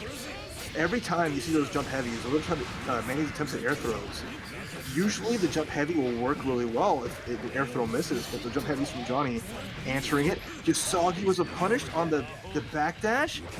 Almost had a clean confirm, but this gives Manny a chance here. It's barely whipping on that coin pickup right there was Yousagi. Finds himself in pressure, but Johnny navigating out, and that is so cool. I don't care which character you play. Every time I see someone do one interaction in the air, lock them down, put you in block stun, dash underneath, anti-air opposite side, that's hot. That is so sick every time. I agree 100%. And it was just like, how did Johnny get under there so fast? I thought this man was a tall dude, but no, he just dashes forward, not even running. So quick, and you know, Manny, he's been doing that back to Yousagi a lot of the set. Getting a taste of his own medicine. Game number 2, Yousagi finding some hits here. There's going to be a run under, but good blocks from MannyBlaze, who's just jump back dust. Always, you know, classic Raven defensive option. And now it's just going to set Manny to set up some pressure here. Not a lot of excitement, but plenty of meter, and that big rush down's working out. It was really bad when you're locking out this character, you feel good, you pushed him out successfully, and then immediately you got a reaction checked, he's back in with his air dash, and now he's doing super with half excitement. This is going to close it out. Oh, I love that. Manny again, we saw it just like you mentioned, the dash under after hitting Johnny into the air. Gets the heavy, and then forces that finish. Big burst from Manny, that's not too bad, but has already lost a lot of life here. Can't even escape with the backdash as the Divine Blade on the Zwei is going to be so effective. But the punish, though, Manny getting the needle, getting some pressure. Now, I like the situation that Manny's found himself in. Not a meter advantage, but at least has all the space to utilize Raven's long buttons. Yeah, Manny just like pushed himself out of range with one button too many and didn't get the scratch knockdown, so we're back in these situations instead. Great check on the re-air dash from Yousagi. Opted to go for the empty low, finds the air throw on the tech situation. Another one, I can do it again, don't worry about it. YRC, oh yeah. Getting out of that situation, coin block's done, unblockable. Yousagi now on match point. I like MannyBlaze looking for an answer, trying to find a way out. Oh, but gets an air throw to start. Yeah, I love that too. Raven. Oh, so sick. The Melty Blood mix-up as we fade back. Yeah. Manny avoiding being put in a scary spot. Gets anti-ad by the coin, and immediately Yousagi uses it up on the Mistfinder. But then, oh, that was a tricky left-right.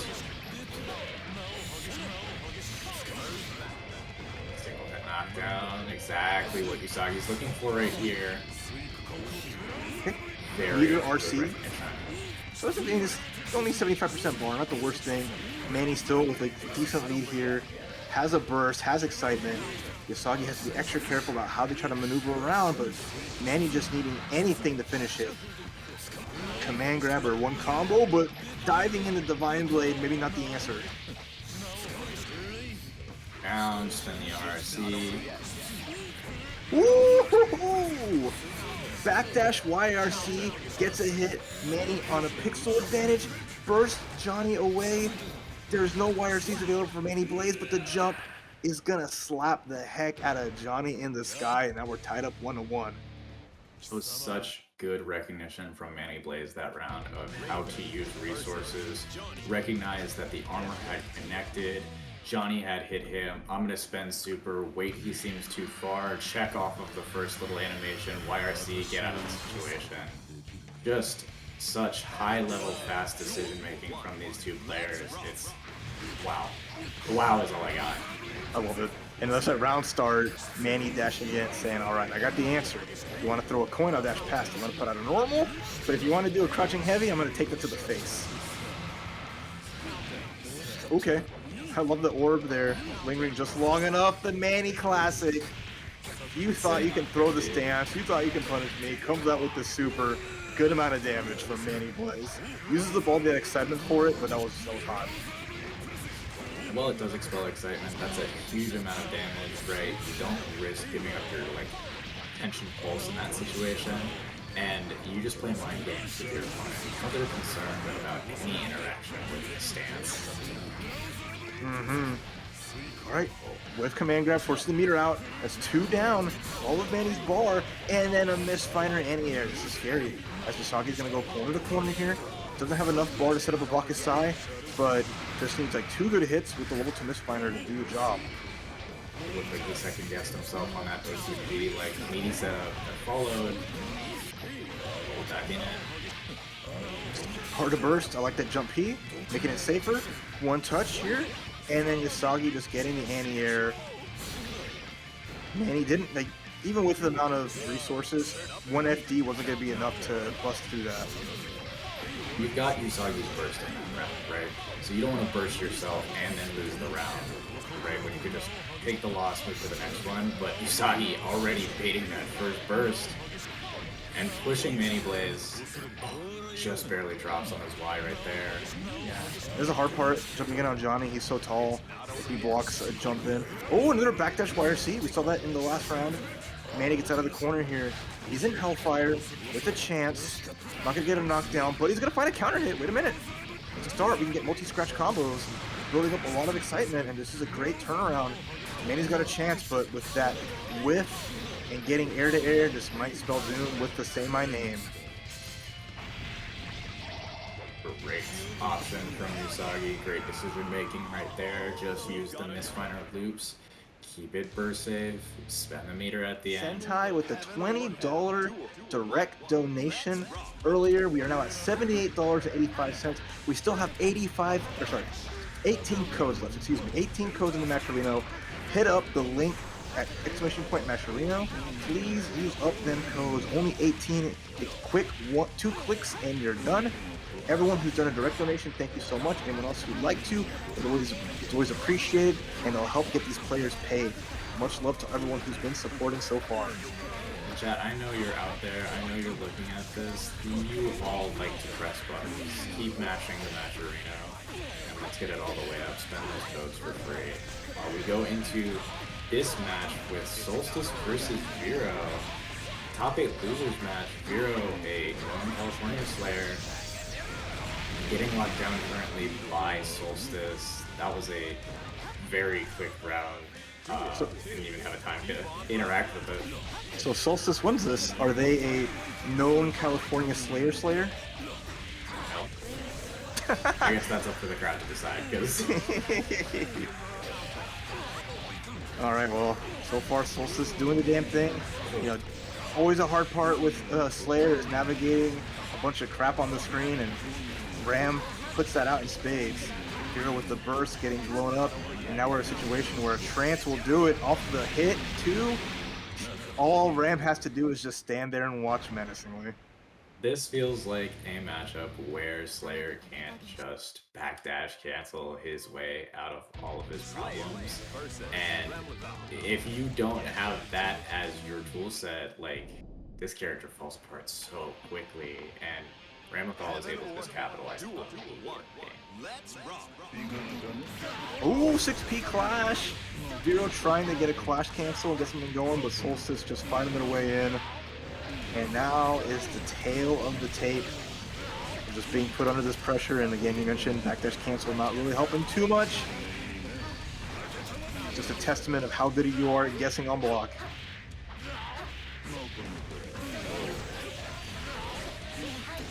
The finesse up all of it to carry them to the corner. Solstice kind of running away with it right now. Yeah. See, keep the pressure up. Great Abare from Viro. What can you do with it though? Oh, the sword connects. It's a knockdown. Again, it's just Slayer, if he is just a little too far away from the swords, has nothing really he can do to hit out, especially the air sword. But you see that has such a wide angle and is so active. So it all comes down to, like, can Viro get this early start here? Can he prevent Solstice from setting up that air sword? Right now, Viro, with a small life lead, tries to get a dandy step out, but Solstice not committing to anything huge. Able to swing, get a punish, but Viro now going for some tricky stuff. Okay, knockdown situation for Viro, able to keep up the pressure. One big hit could close this out. Like that. Immediate Abare from Solstice. No fear from him. Solstice wanted to finish this off, even here with a pixel of life, and it's Ram. It can happen. There's the burst available. Viro doesn't want to use it. Has to be careful, because if he doesn't... Oh, 5k, never mind. Kick Ram out of here. Great check. We'll be right back with the next round right here. Says Viro. and tries to dandy in. Oh, backdash. Mappa is going to find a way out of the corner, but the crosswise heal going to get punished. As now Solstice get a knockdown, set a sword up, and now chase Slayer down. Good stuff. Running away, playing the long-range sword game, not afraid of Slayer. He doesn't have a way to gap close from there easily. Okay, try to kill the sword with the crosswise. Good avoidance here as Viro's taking their time, being patient. Oh, but now we're scrambling. Solstice winning it out. There's a burst available for Viro, uses it. And now it's down to the wire, but the throw, OTG's not quite enough, but the sword will finish the job. Viro just trying to find a way in, and when he's in, he's just... With this next match, classic Kai versus Johnny. You know, I'm excited to see these two play because I have yet to intern. That's always good. I mean, we've seen Frosted have a solid track record against the Johnnies. Was definitely one to take either Zwei, I think it was Zwei or Yousagi out of winner side, one of the TNSs so far. So you see edit placement of buttons, not afraid to run out and get those 6Ps, and you know, Kai, one of the few characters that can contest Johnny pretty consistently at mid-range. Yes, and Frosted, very, like, studied in the Johnny matchup, of course, being from the same region as Rio. He knows this matchup probably like the back of his hand. Let's see how well he will do, like, versus Zwei specifically. So far, good answers, and that's always been just, hey, stun it, you know, the usual. Stun edge YRC, bar slash, a couple of 3Hs, because it's still active and goes so far, knife and under. It's the movement options, I think, that sets Frosted apart from other tries against Johnny. Great air throw, immediately recognizing the defensive option that Zwei was going to go for. And YRC is still effective. It's finer. Solid answer. Nothing crazy off of level 1, but at least it checks stun edges. It can beat out far slash, but Frosted with a huge lead blocks the goal burst, slides into the DMs, and finishes the job. Game 1 Frosted. I think that was a really sick interaction that happened right there. Zwei blocked the initial button, immediately matched 2P. Frosted didn't immediately block up, left the 2P whiffed, and then threw it. That was like that specific interaction where you can see Frosted being very aware of Johnny's buttons and able to capitalize. Yeah, very, very sharp and super observation. Alright, game 2. Frosted just running his way out of the corner, catching Zwei airborne because, again, against Kai, a lot of times you want to take to the sky so you can avoid battling him out. That's a huge hit into a throw setup. Cute. Charge stun edge comes through, and Zwei just still stuck in the situation. He's almost found his way out. What a challenge from Frosted. Nice JH on the way down, not quite finding a big inferno, no. This is Zwei's chance right here. Level 3 on deck, any interaction can kill. That's the one he needed. Going up round 1 of game 2 is Zwei. Yep. Archer's still on here. Zwei finding some clean hits and gets the counter hit jump heavy. I like that though. Frosted tech buttons, some vulnerability behind that jump slash, but Zwei keeping at a good space where it's not going to be any really effective. Forces the unblockable. Yep. You gotta first guess what side Johnny's on, and then you gotta hope you have enough meter to FD. Frosted gets blown up at the end, and Zwei 2 rounds and ties it up. 1 game apiece. That's one of those scary situations where you're in block stun, so your character doesn't turn around right away, but your opponent, because you FD'd them, that changes all of the momentum of the situation. Where are they? How quickly can they move back and forth underneath you? And, you know, gets clipped, and it's already, you know, 1-1, we're a tie game. This is 4 match point. Yeah. As good as like Frosted took that first game, Zwei good adjustments back. Already is Zwei bursting, but the classic get hit by a burst, tech air dash, Frosted in there, blowing up John with a 2-piece air dash pressure, and now we're just mixing it up, but a 2P check on the 6 heavy. Zwei finds a way out and now has an opportunity even though they are in Hellfire. getting a little wild with these IAD blitz options are the California players, it seems, but you know, Frosted just manhandling that round very consistently. Great instant block throw. So many air throws coming through from Frosted. They've been looking great. Another one, Magnet Hand coming in. Zwei just again trying to take to the skies, but the skies of Illyria are being protected. Okay. Nice. Zwei transport knows where to see, but burst immediately neutralized by just going back in. Oh, that's gonna be nice. There's a huge stun. Let's drain a little bit of the burst gauge, finish the job, and now we're down to our final round here. A rare, you see a stun on a lighter character sometimes, but the amount of damage that Johnny can dish out can make it happen if you get hit by like 2 good misfire sequences.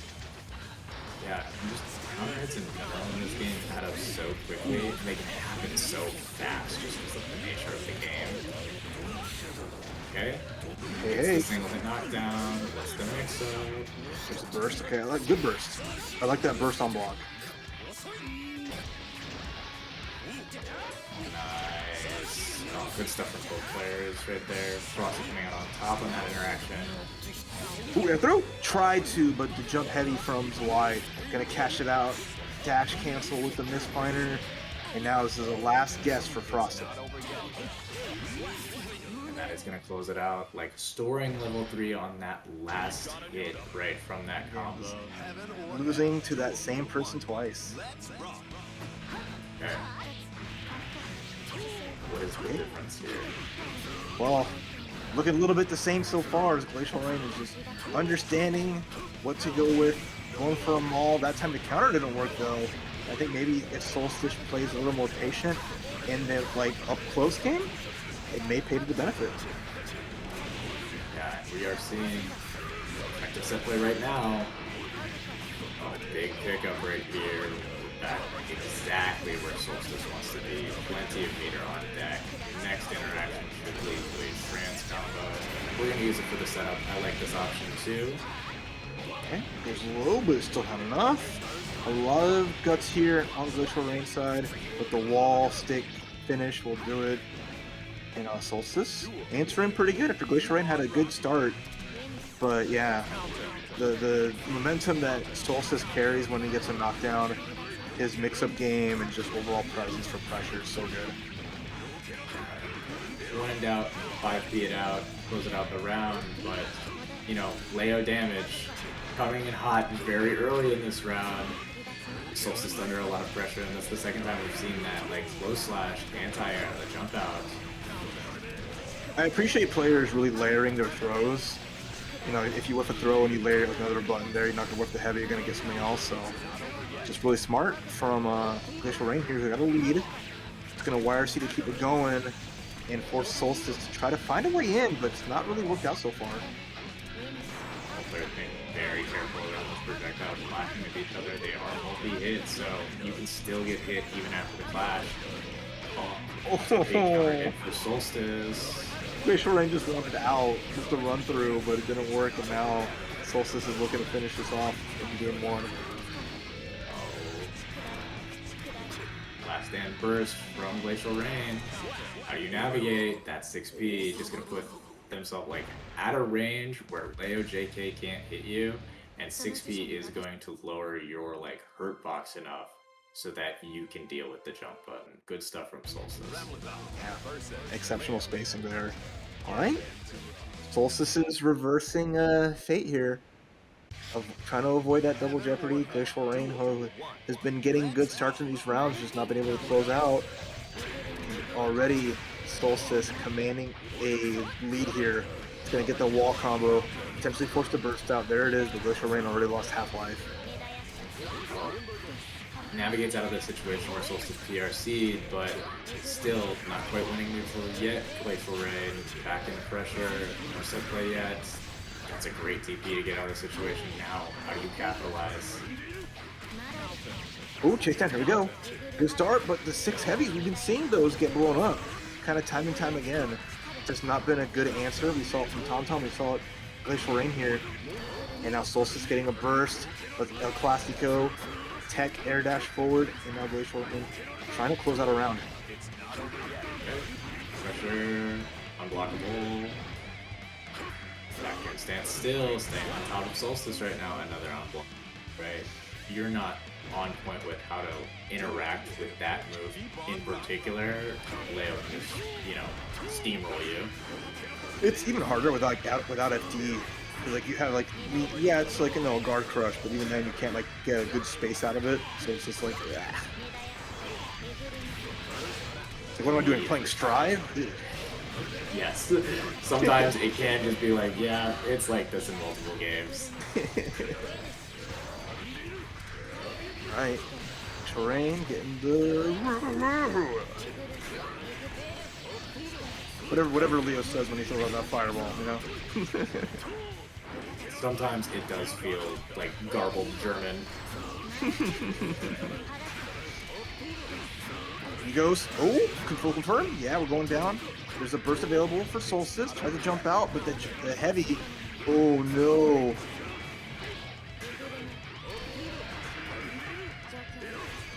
Terrain on Matt on the round point. Doesn't need much here as the risk gauge is starting to flash. But the air dash though from Solstice looking good here. It's going to come down to this next sequence to see.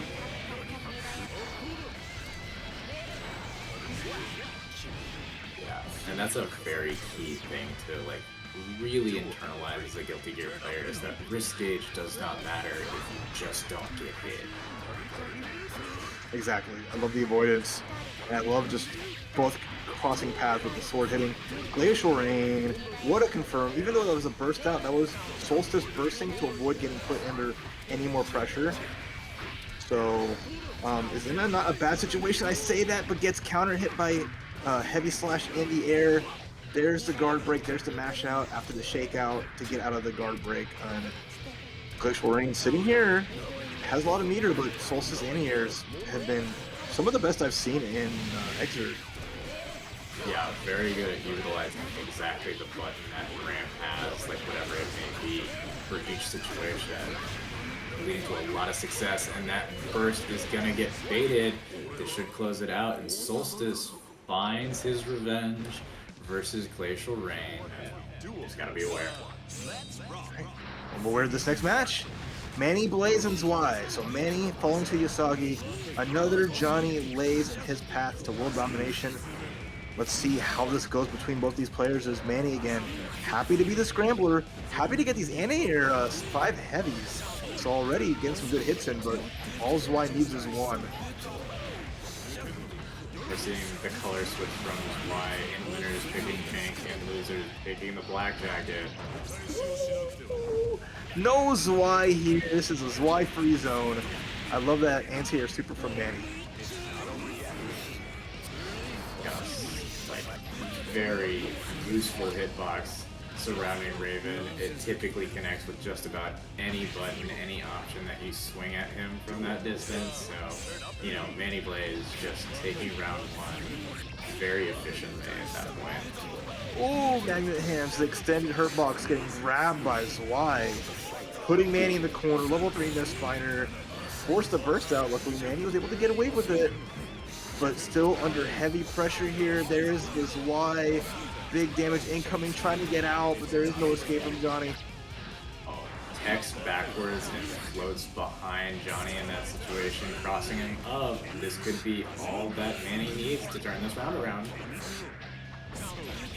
Oh, but the 2D, what a mash out here from Zwei, gets a hit. But Manny flying in with a hit of their own, gets the command guard to get some excitement up, and the combo from it too. Oh boy. Like the gold burst right there from Zwei, might as well spend it. Ooh, clash. Interesting. Works out for Zwei, gets out of the corner, but gotta be mindful. Manny's ready with a super, with the wire C though, and the swoop's gonna get the hit, and that's, oh, not quite. Oh no! The whiff on the 2D is what gets MannyBlaze killed there. Is why not Rift punishes and closes it out. It happened again? Game 1 so far. Okay, Manny with a throw. First grab so far I think we've seen. and it's been connecting. Manny, they both have like the same kind of combo grab. It's just Johnny, I think, lands his much more often. Yes, both of these characters just are so rewarded by a grab. Why not just continue to go for it? Zwei getting the knockdown, chasing back, trying to, push out a defensive option, possibly with that backdash. I like the forward dash. Wake up forward dash, get past the orb, get the throw, get the low. A burst is on deck for Manny, but can he find the spot to use it? There he goes. Opportunity, has a YRC available just in case, but now Zwei, the chase down again, catches Manny out of the sky. And that's the second time we've seen that interaction, where Manny tries to get a run under because Zwei is in the air. When Zwei does does the Zwei hander, Zwei will do YRC to break, immediately air dash backwards, and Johnny will turn around and catch Raven running with the jump heavy. Yeah, because post like YRC flash, your character will turn around, so it'll reorientate properly, and that JH low to the ground, which is going to lead to knockdown, letting Zwei set up real nicely.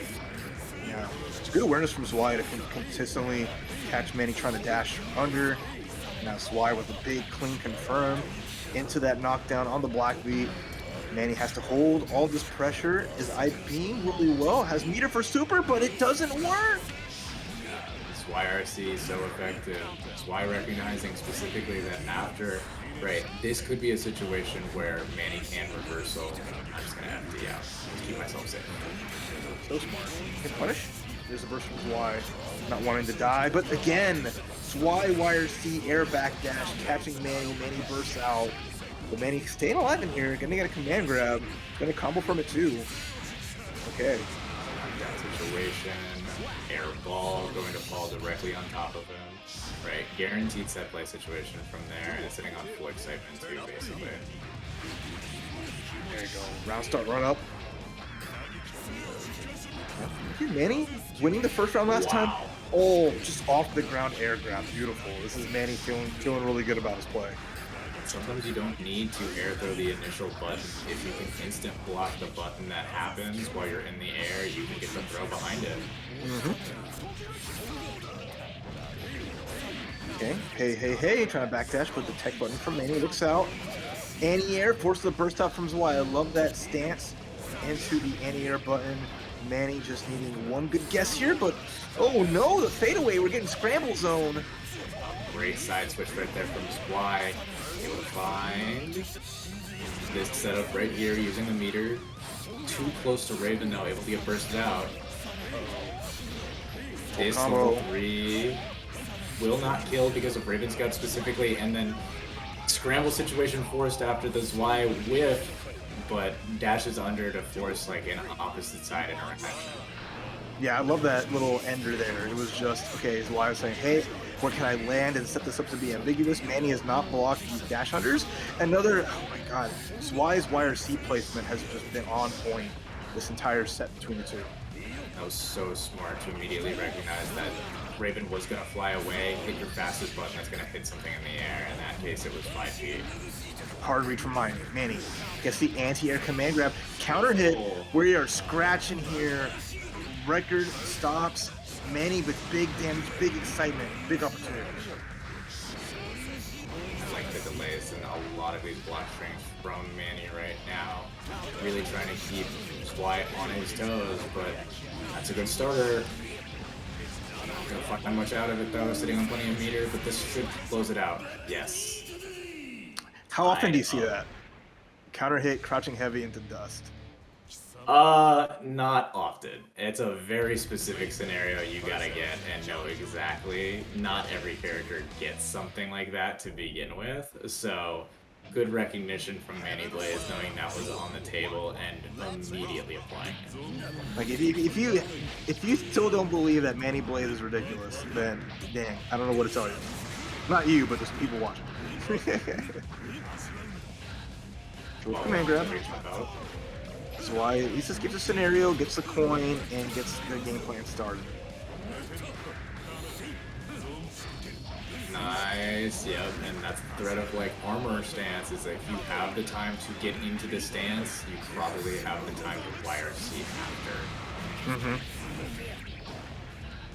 Already, Manny with the corner pressure, looking good here. But I like that. Every time that Manny's trying to get the re-pressure with the dash, Zwei jumps out, makes the escape. Manny tries to chase down, but it's taking a lot of damage here into the slump. Baka's Sai setup. Oh, and the heavy slash is going to make this pretty much over. Zwei's going to get that super. And now, what's his name? So stylish. And that's one of those scenarios that it forces a panic out of you as a player. You have to choose an option immediately. You can't let Baka's Sai just sit on you. So Zwei recognizing, hey, all I have to do is throw out 5H right here, catches MannyBlaze, and, closes out the round. But Manny, really showing this matchup isn't just free. If I knock you down, I can run away with things. Great blitz on that interaction from the scratch. I like that 6 heavy. I mean, it's not a bad option, but Zwei just reacting to it accordingly. Baka's Sai, it just works out, and that level 3 misfinder is not going to get a knockdown. Letting Zwei have to do some side swaps and readjust, but the hand catches a Divine Blade. Oh my goodness, we are starting to get a little bit all over the place here. Nice RSC after the air throw, finds the simple knockdown just to make sure. It's the minute situation. The OTG. Very high guts. Wait a minute. Burst the block. Manny, yes please. Zwei thought he had it. I think, not maybe accounting for the guts, or the situation just didn't quite work out. Manny takes the burst from Zwei, and now we have a last round. No burst from either player. It's going to be as gritty as it gets. Yeah, there was a lot of good decision making from Zwei in that scenario, but just like recognizing that, you mess up once, pushing Raven back to neutral, and at those life totals, it just doesn't matter. Scratch. Excitement starting to rack up. Zwei gets out, but gets command grab. You can't shrink your hurt box against that. This is all Manny. There's still no burst in sight for Zwei. Air blocking the ball right there guarantees the unblockable setup from Raven. I like the blitz into backdash right there to guarantee that Zwei is at the proper spacing. Oh, there's a big counter hit. What does this look like? Okay. Simple knockdown. Yep. Big 2H counter hit. Simple confirm. RRC. MannyBlaze takes it 2-1. Yeah, wow, what a finish there. I was waiting to delay his button just to play around super or stance, check it, and then immediately pressed because, Manny had already stuck out 2H, Zwei's button gets caught, and he gets the free confirm. So, just very good stuff all around from both players, but, Manny getting the better of that interaction. As we go into Puddles versus Yousagi. Yousagi, getting ahead at first, but both players less burst, right? And even life totals, roughly. This is our winners finals here, so 3 out of 5 territory. Whoever wins this gets a nice spot in the grand finals. We're fighting over this $86, just about. We've used up all the codes on Match Arena. Thank everybody for hitting those codes. We are now down to those direct contributions, or using up those follow requests, and Puddles using up that trance, taking the first round over Yousagi here in this marathon in the second. Just general fighting game fundamentals, just spin the meter, close out the round, right? Good stuff, just like our viewers who spent all of the codes. I saw a flurry of profiles from Match Arena with those 25 cent contributions, and we really appreciate it. So. And I know the players do as well. We have Yousagi trying to find these knockdowns with these Zweis, and Puddles is scrambling in these scenarios right now. Unblockable setup. This should kill with the 100-meter. Has to go for a reset. Puddles with the dead angle. Catches a Darwell, and it's a burst out from Yousagi. Just not wanting to let the party start. Oh, you saw with Blitz. And then with Darwell, Yousagi gets the 2S into the finisher. Now we're tied up in rounds in the first game, but round start, far slash, that only combos into Darwell on counter hit. Puddles getting the full confirm there.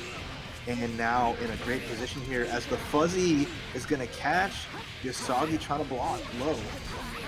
Huge damage immediately. Blackbeat combo, but Puddles, effectively using all of the tools confirming off the rest of the combo. It doesn't matter if the combo black beats, as long as you end in the knockdown and closes it out. Just, we saw these two go back and forth in that singular game so quickly, and you know, Puddles just gets the win on round 3. We're already going into game 2. Like, this is going to be a slugfest. Oh yeah, no one's pulling any punches. I love that last checkmate. Wall stick, 5Ps from Puddles. Thank you, Trash Can Magic, for another $14.10. We got a big round hundo in our prize pool here for XRD. Thank you and everyone else so much for making the direct contributions. Gutigera. Yes, and I like it when, you know, people contribute these weird numbers just to round out the rest of the pot. It's all greatly appreciated. You know, any sort of a contribution just helps us, helps the players, right? It helps the game as a community.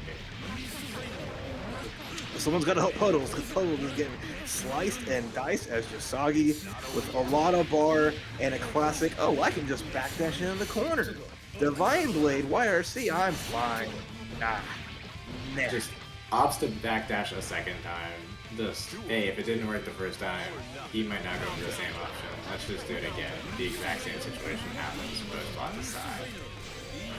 And like that, slicing right through the sword, and then jump back P. Yeah, I like Yusagi's awareness of the sword placements and just what buttons and what specials to kill them. Great block on the burst. This is looking like Yusagi's game as the corner pressure is looking mean. Not quite unblockable yet. There's still plenty of meter for Puddles for FD, and finds the blitz on the 6K, but the Yousagi blitz back works out, and now Puddles running low on resources and health. I love a nice clean blitz war, right? Somebody blitzes your option, you play the 50-50 game plan, Yousagi opts to blitz low, finds the exact interaction, and wins off of that. Great stuff from both players, but like I said, these matches are flying at the speed of light with these two characters. Yeah, you cannot blink. I am blinking. I got the clear eyes ready to keep me going. And already Yousagi, air throw into the corner here, double coined up on a Saturday afternoon. Tries to get underneath to get that opposite side anti-air, but Puddles using a button that shrinks in the hitbox, and that 5D, sometimes it just works. What can you say? I mean, it's a beautiful situation. Oh, I messed up. Psych. It's not my problem that I messed up. It's your problem that you got hit by it. Yep. Oh, Puddles, look at that pressure. Cool. I say, as Yousagi said, I'm tired of it. Check this out. It's a big hit. And now it is time for Yousagi show with meter. YRC, burst.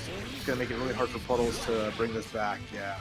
Just watching Ram set up and do all of these magic tricks on top of Johnny, only for him to just swing far slash and get that counter hit, just makes you reel back in your seat as Yousagi takes that round.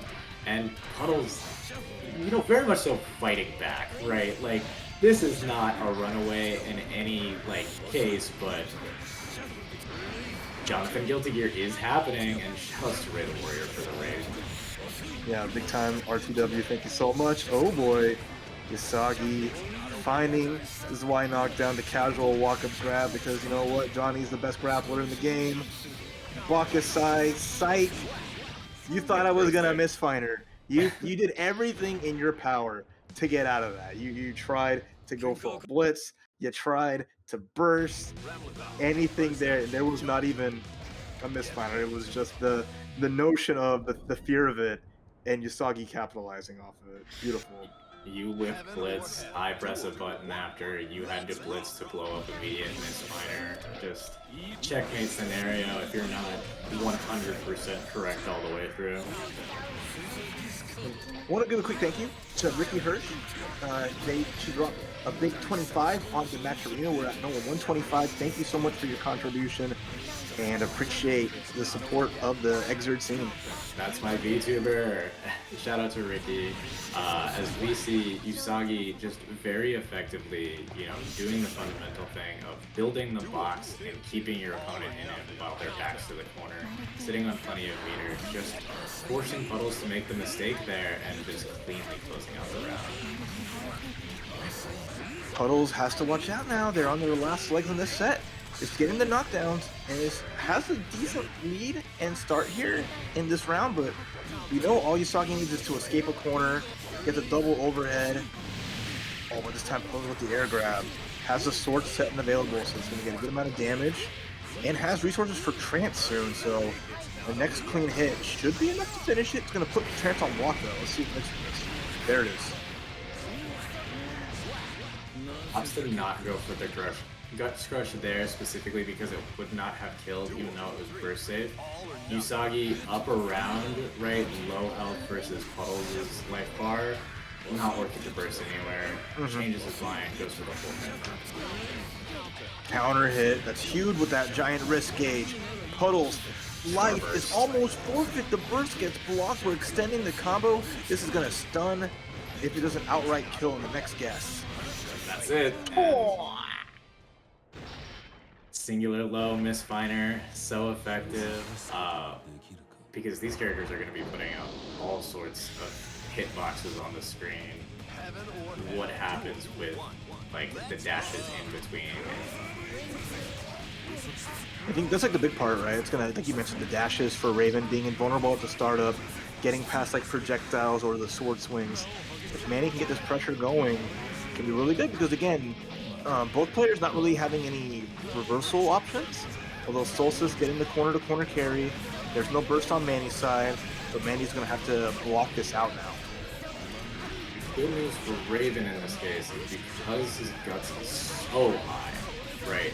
The damage that like Ram needs for a lot of these interactions that she has to spend meter early, isn't too favorable. But when the round goes like that, you got plenty of meter, you can force Manny into a bad situation to begin with, you're winning, and great usage of that 6B. Go ahead. No, you're first. You couldn't fool me into thinking that that button's bad if all I did was watch Solstice. I've seen that button hit 100% of the time tonight. Just got you know what it is. Just press it better. And Solstice presses it the best. Oh, you're not air throwing Manny. Manny is going to be the champion of air grabs. So trying to just sneak one in against them, really tricky. Solstice though draws out the burst. Close slash, slicing and dicing, nothing in the sky. Oh, I love these air dash combos from Solstice. Gonna finish the job there. And like I said, all that guts, it's tough because Ram is one of the best, if not the best, like guts crush characters in the game. It's one of those things where like Raven's like health modifier versus his guts, like does this make it a bad matchup? Does it make it a good matchup? How does it work, right?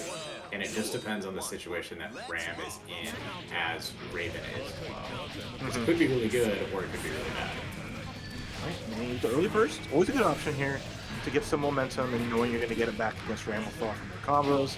Even her grabs do so much burst in return, but Solstice, I like it. He keeps the mid-screen combos pretty short and really utilizes a lot of Ram's tools effectively that you don't normally see in these mid-screen confirms.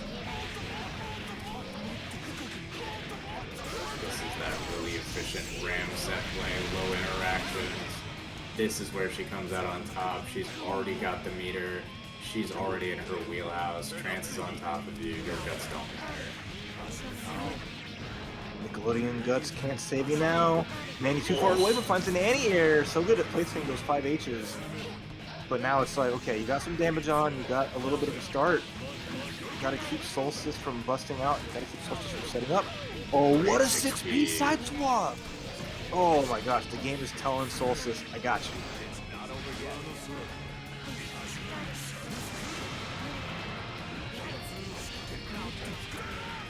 Dice said, your 6B, you specifically, is stronger than everybody else's. Sorry about that. Okay, Manny not out of it yet. This is a 2 out of 3 match.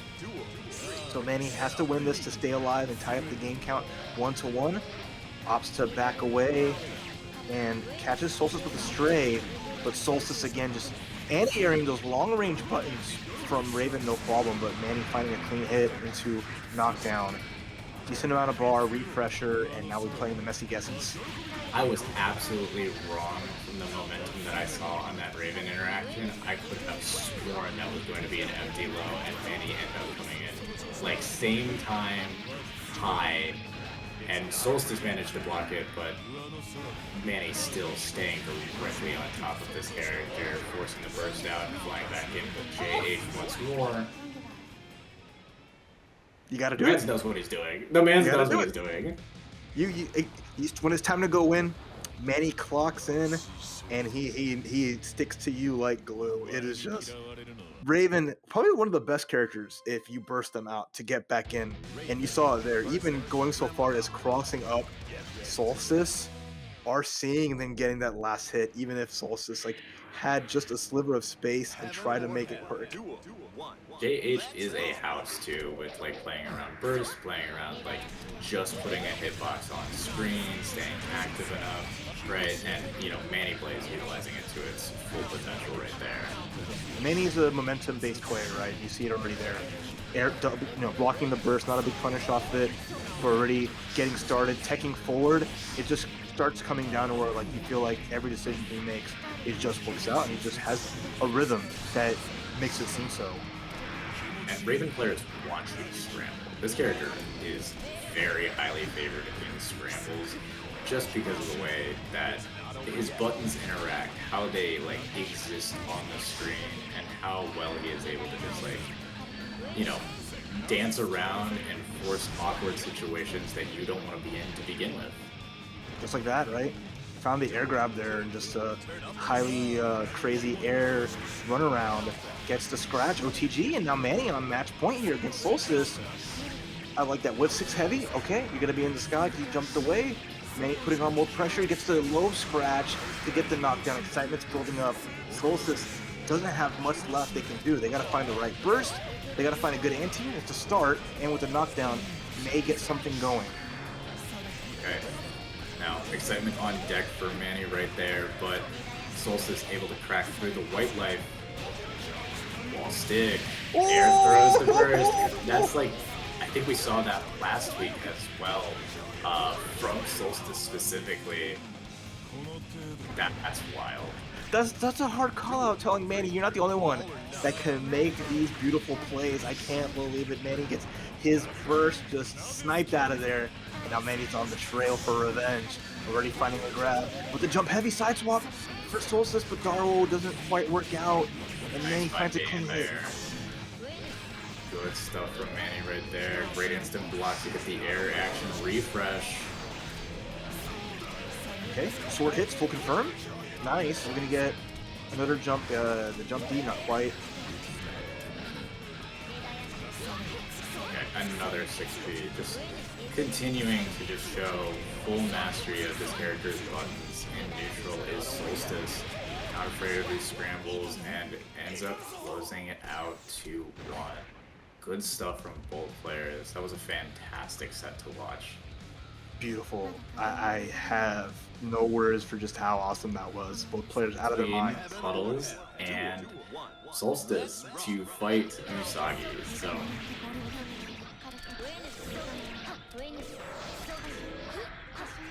there's gonna be so many swords on the screen. It's gonna be hard to keep track. Just try to pay attention to the colors with us, folks, as we work through this. But Puddles getting the advantage right here, sitting on plenty of meter. Danger time, of course. It's a mirror match. Jump P is gonna get a high five in the air. Puddles. Oh my goodness, danger time damage. Oh, and we still have opportunity. One hit in danger time. Oh yeah, nice.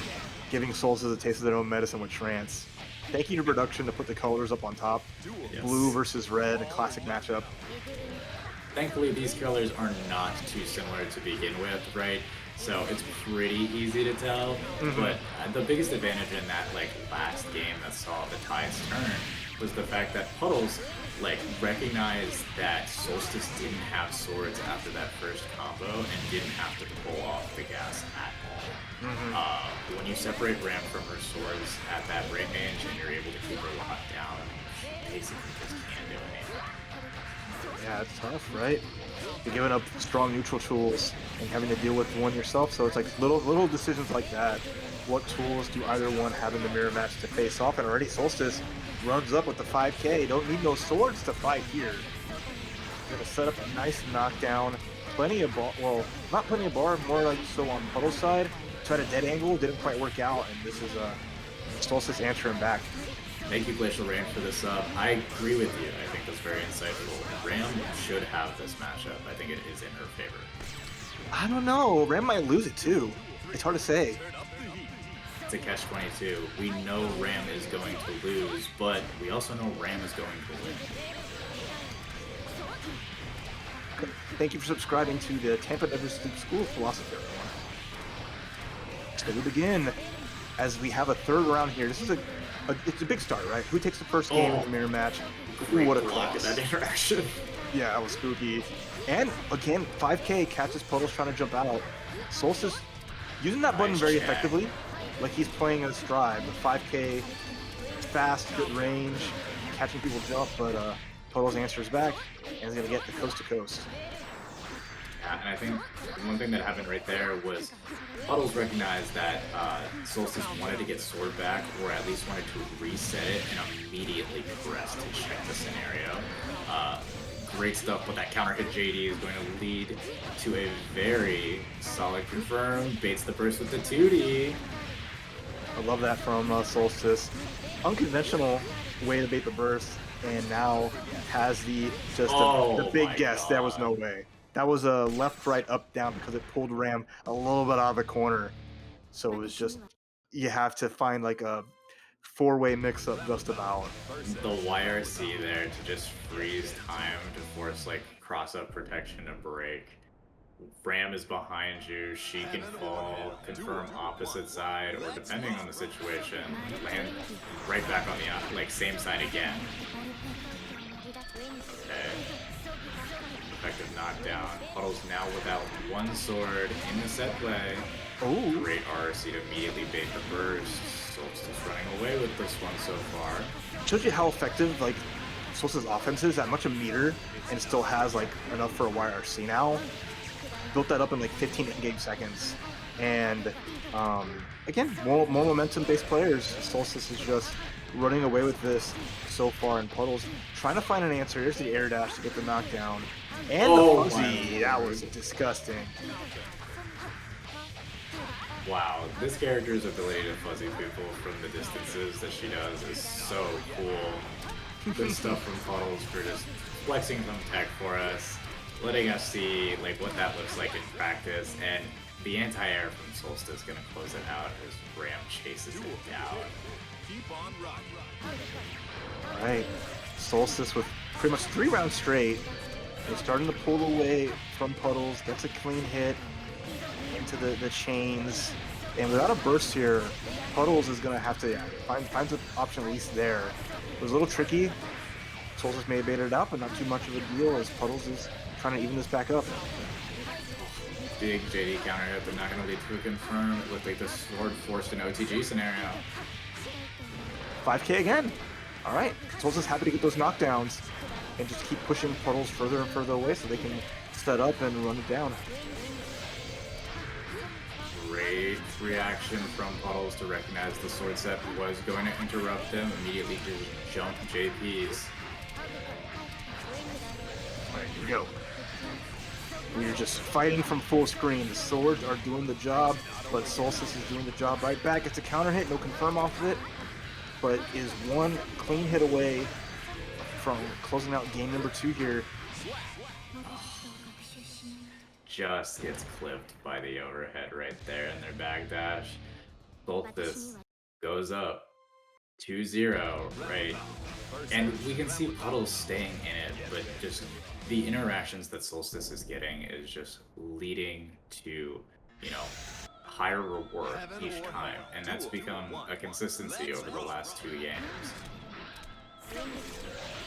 Yeah, again, like Solstice, just the decisions, right, in neutral and like being comfortable with one sword, two swords, no swords, and finding like all the right spots with it. It's just been, you know, a testament to just how strong of a player and how much experience he's gotten from traveling for XRD, playing online, and really showing up in like the post-COVID era. This matchup is starting to look like a Dr. Seuss book over time. One sword, two sword, green sword, blue sword. As Solstice continues to apply pressure, both players sitting on 0 burst effectively as they try to charge it back out. I need someone to make that book cover, by the way. I believe in y'all. It shouldn't be too bad in Photoshop. I got you. I believe in you. If someone makes that cover and posts it before Grand Finals end, I'll throw in $25 into the pot. What great contribution from our commentators, everybody. Shout outs to Rap. I know your Photoshop prowess is out there, chat. You can do it.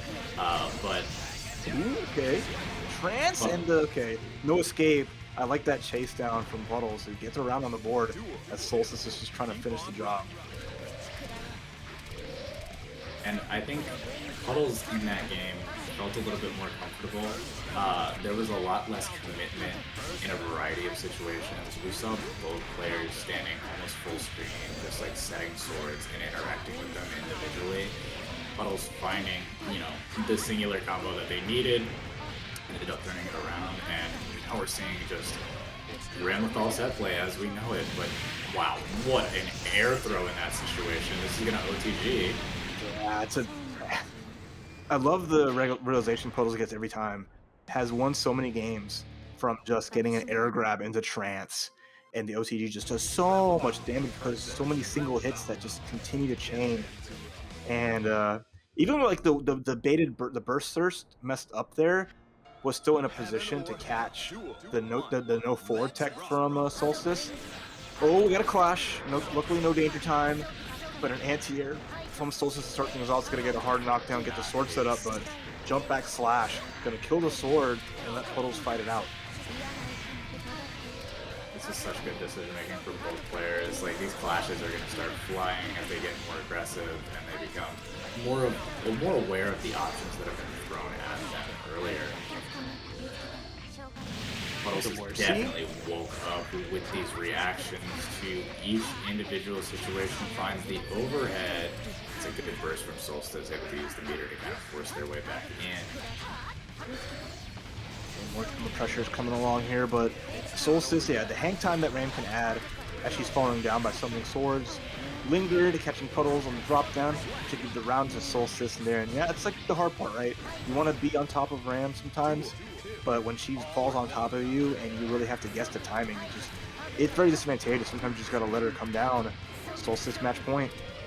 I really like the interaction there with Solstice after like throwing out 2 buttons. The second button being jump cancelable. Jumps out of the situation to avoid getting thrown. Press something heavier. Okay, nice. Again, the fall down from Solstice. Just hang time, barely. Catches a huge hit. No burst for Puddles. Is going to have to take a setup here. And I think one more setup from Solstice is going to enable a trance finish, and that'll be it. That's going to be it right here, I believe. And there's such a, like, distinct jump with Ram when she gets that first there. Check them out, please. And we're going to see Yousagi on Ramlethal. Yousagi as a player, right, is very confident in being able to play multiple characters, right? We saw him play Ram in the Rev Tuesday bracket. We've seen him play Milia with great success as well. But we know that Johnny is like where his home is. Let's see what this looks like playing the Ramlethal mirror versus Solstice, who is currently in Loser's bracket. So I know someone in chat, there you go, said I'll donate some dollar dues if you pick Ramlethal in Grand Finals. So thank you so much for that big $50.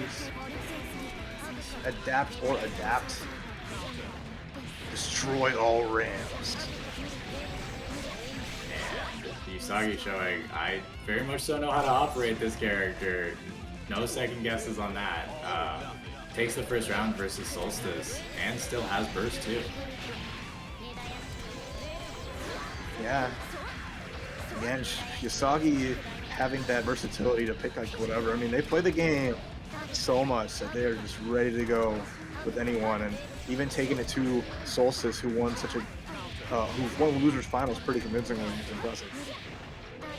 I'm just caging Solstice at the moment right now. We're gonna go into Ramlethal set play. You're not immune to empty jump low. Oh, the delayed loading catch, like, you know, back out of the situation, worried about getting thrown. Okay. Wow, fantastic defense from Yousagi, able to get out of the overhead setup. But back in the corner you go, doesn't matter which side you're on, I'm gonna keep you in the box. Oh, the extension, but the sword messed it up. It might have would have landed after the jump does, but this should be enough. Solstice just simple confirm to finish the job here. And we're tied up in the rounds, but ooh, little spooky when you have like a good good opportunity and then your own tools might work against you, but it's Yeah, I think most people, like, at the point of playing XRD, you get the really large hit stop from that counter hit button, and then something light interacts with it, and people are able to tech out immediately. It feels awful to watch your combo drop like that. But Solstice still taking advantage of all of the situation right there in the corner. Able to close it out, and now we have Yousagi on the offensive right now. Kind of scrambling through, trying to get Solstice back under pressure cleanly. Swords are summoned. Yousagi overextending, big life lead, so just kind of waiting patiently, knowing that Solstice got great anti-airs, great hits, but okay, landed into the combo and the extension here.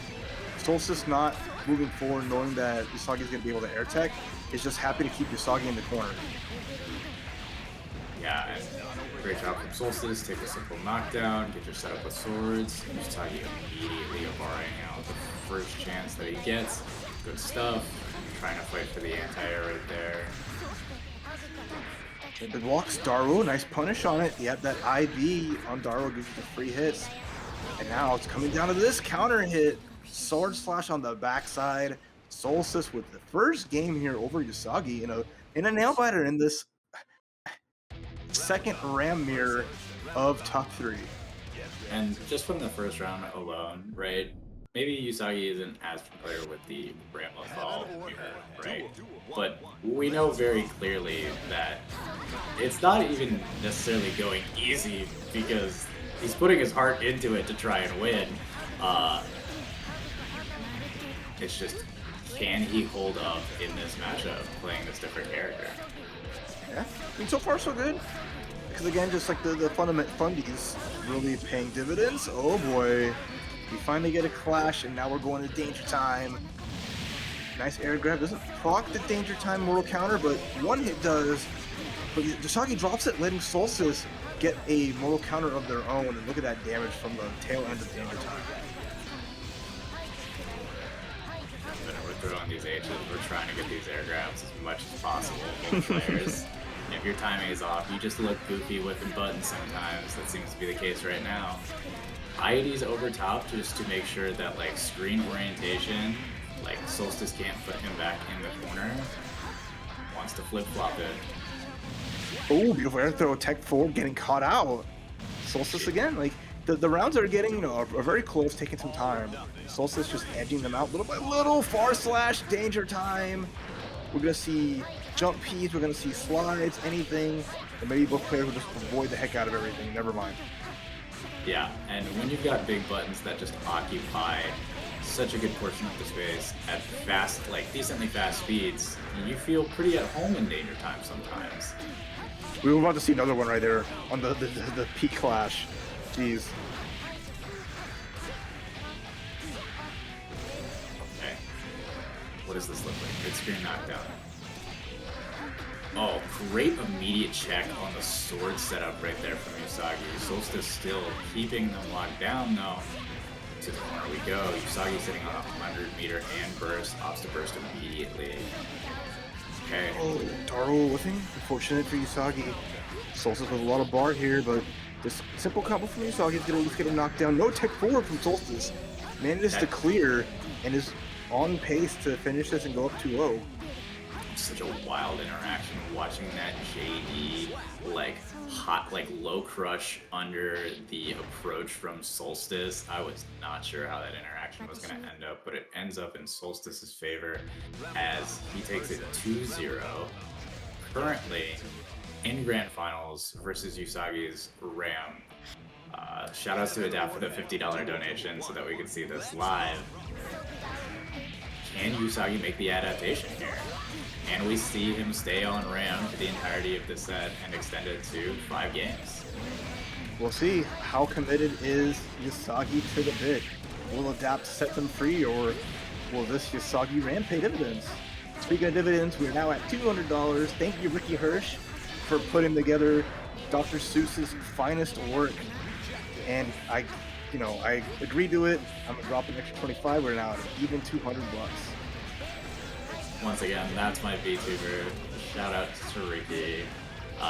Always playing XRD on stream as well as Yousagi takes this round. Still fighting, Ram fighting all the way through.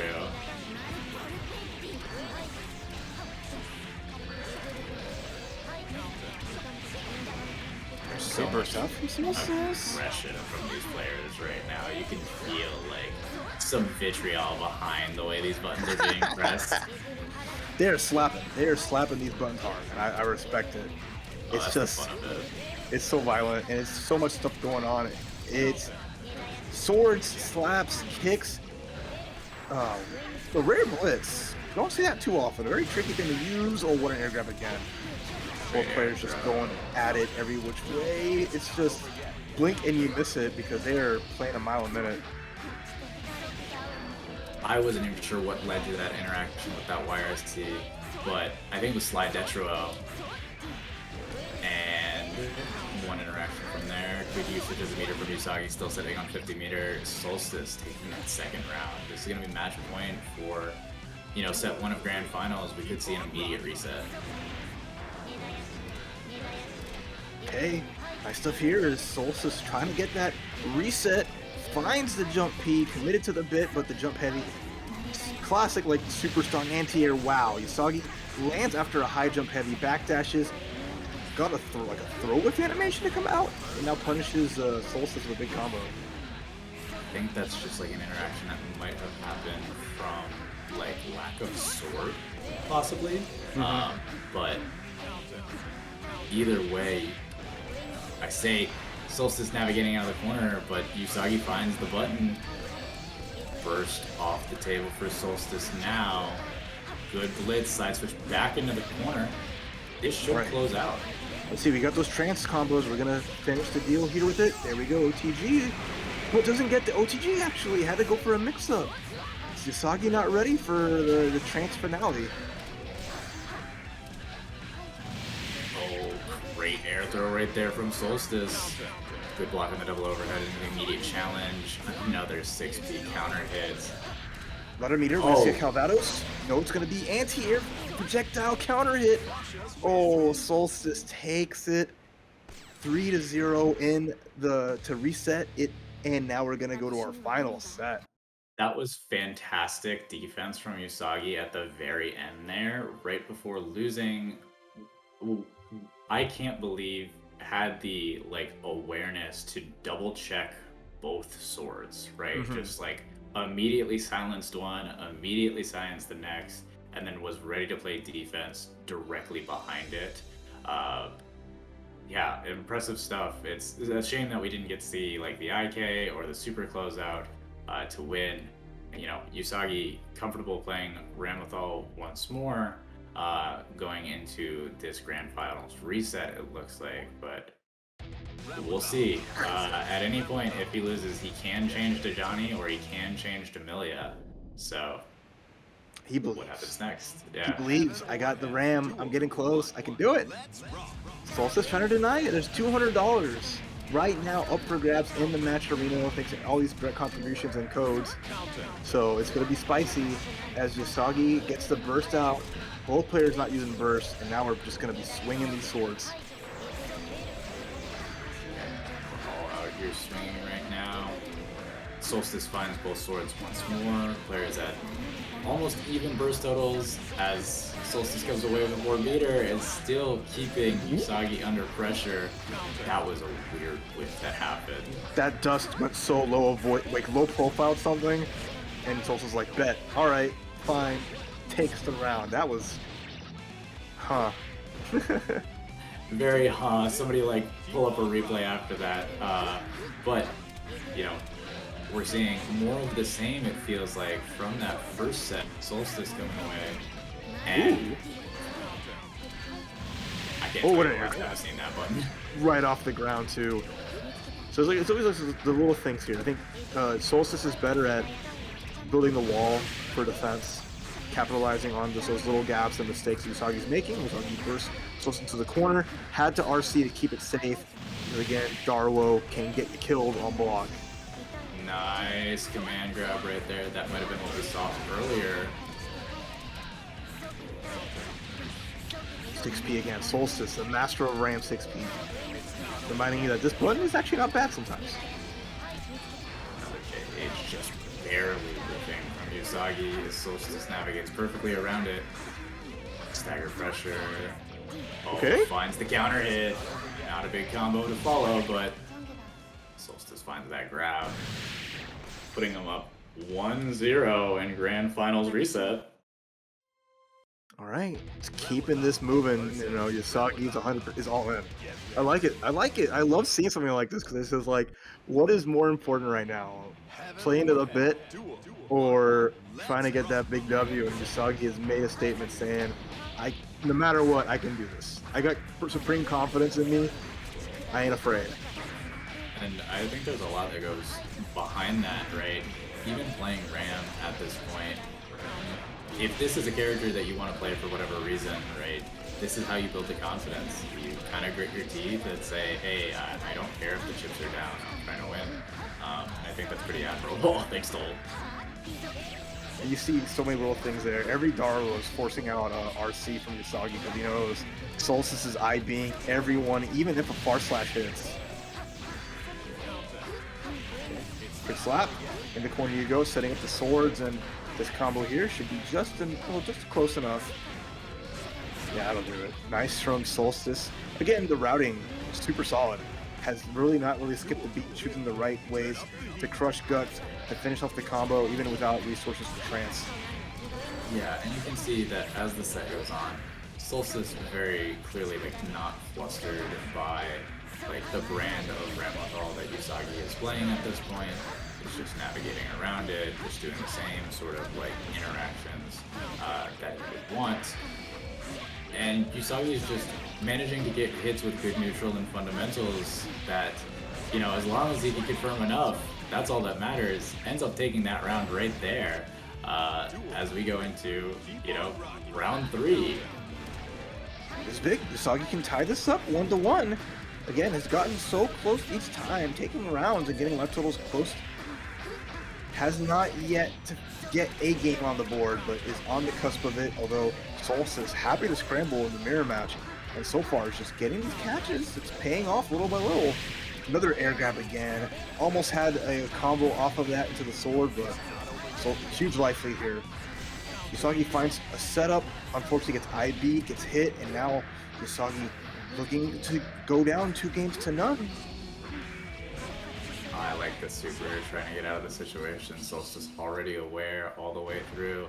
The thing that separates this for me that I've seen, kind of fall apart, or the differential between these two players, is that I feel like largely Usagi's JHs have not been effective. Solstice has been either running around them or air-to-airing them before they can even come out. And when you can't use a button or you give up a situation just because you whiff something, right, that's where the advantage starts to occur, and Solstice is showing that in spades. Every situation has just been so good for Solstice. Although finally a jump H connects, and immediately Solstice bursts out of it because he doesn't want anything to do with it. But Solstice is more than happy to fight without the swords. That's also another big thing, right?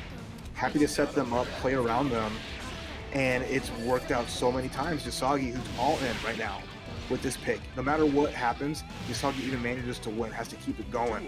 With Solstice now, tournament point.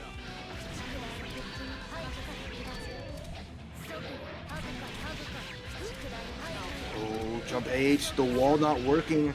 Solstice having answers, right? It's not gonna, that brutal button is not gonna be effective for a person who knows to get around it. It's gonna force the burst out with the dust, and now this is the last chance for Yousagi and Solstice. Pretty much one hit away from sealing the deal here. Like that immediate burst from Yousagi, you recognize that if that got away from him, there was no hope because of the damage and setup that was to follow. But we're scrambling, both players, even amounts of meters. Solstice finding that air throw, setup to follow. Nice Down. Pressure. Black Total's so close, but Solstice still not with the meter advantage, has the life advantage. Jump heavy connects. Oh, big hit, works out. Solstice, oh, close. We're getting scrambly, players are getting nervous. GG's. Yousagi sitting on 100 meter, not able to confirm off of anything, and Solstice with these air to airs, you know, just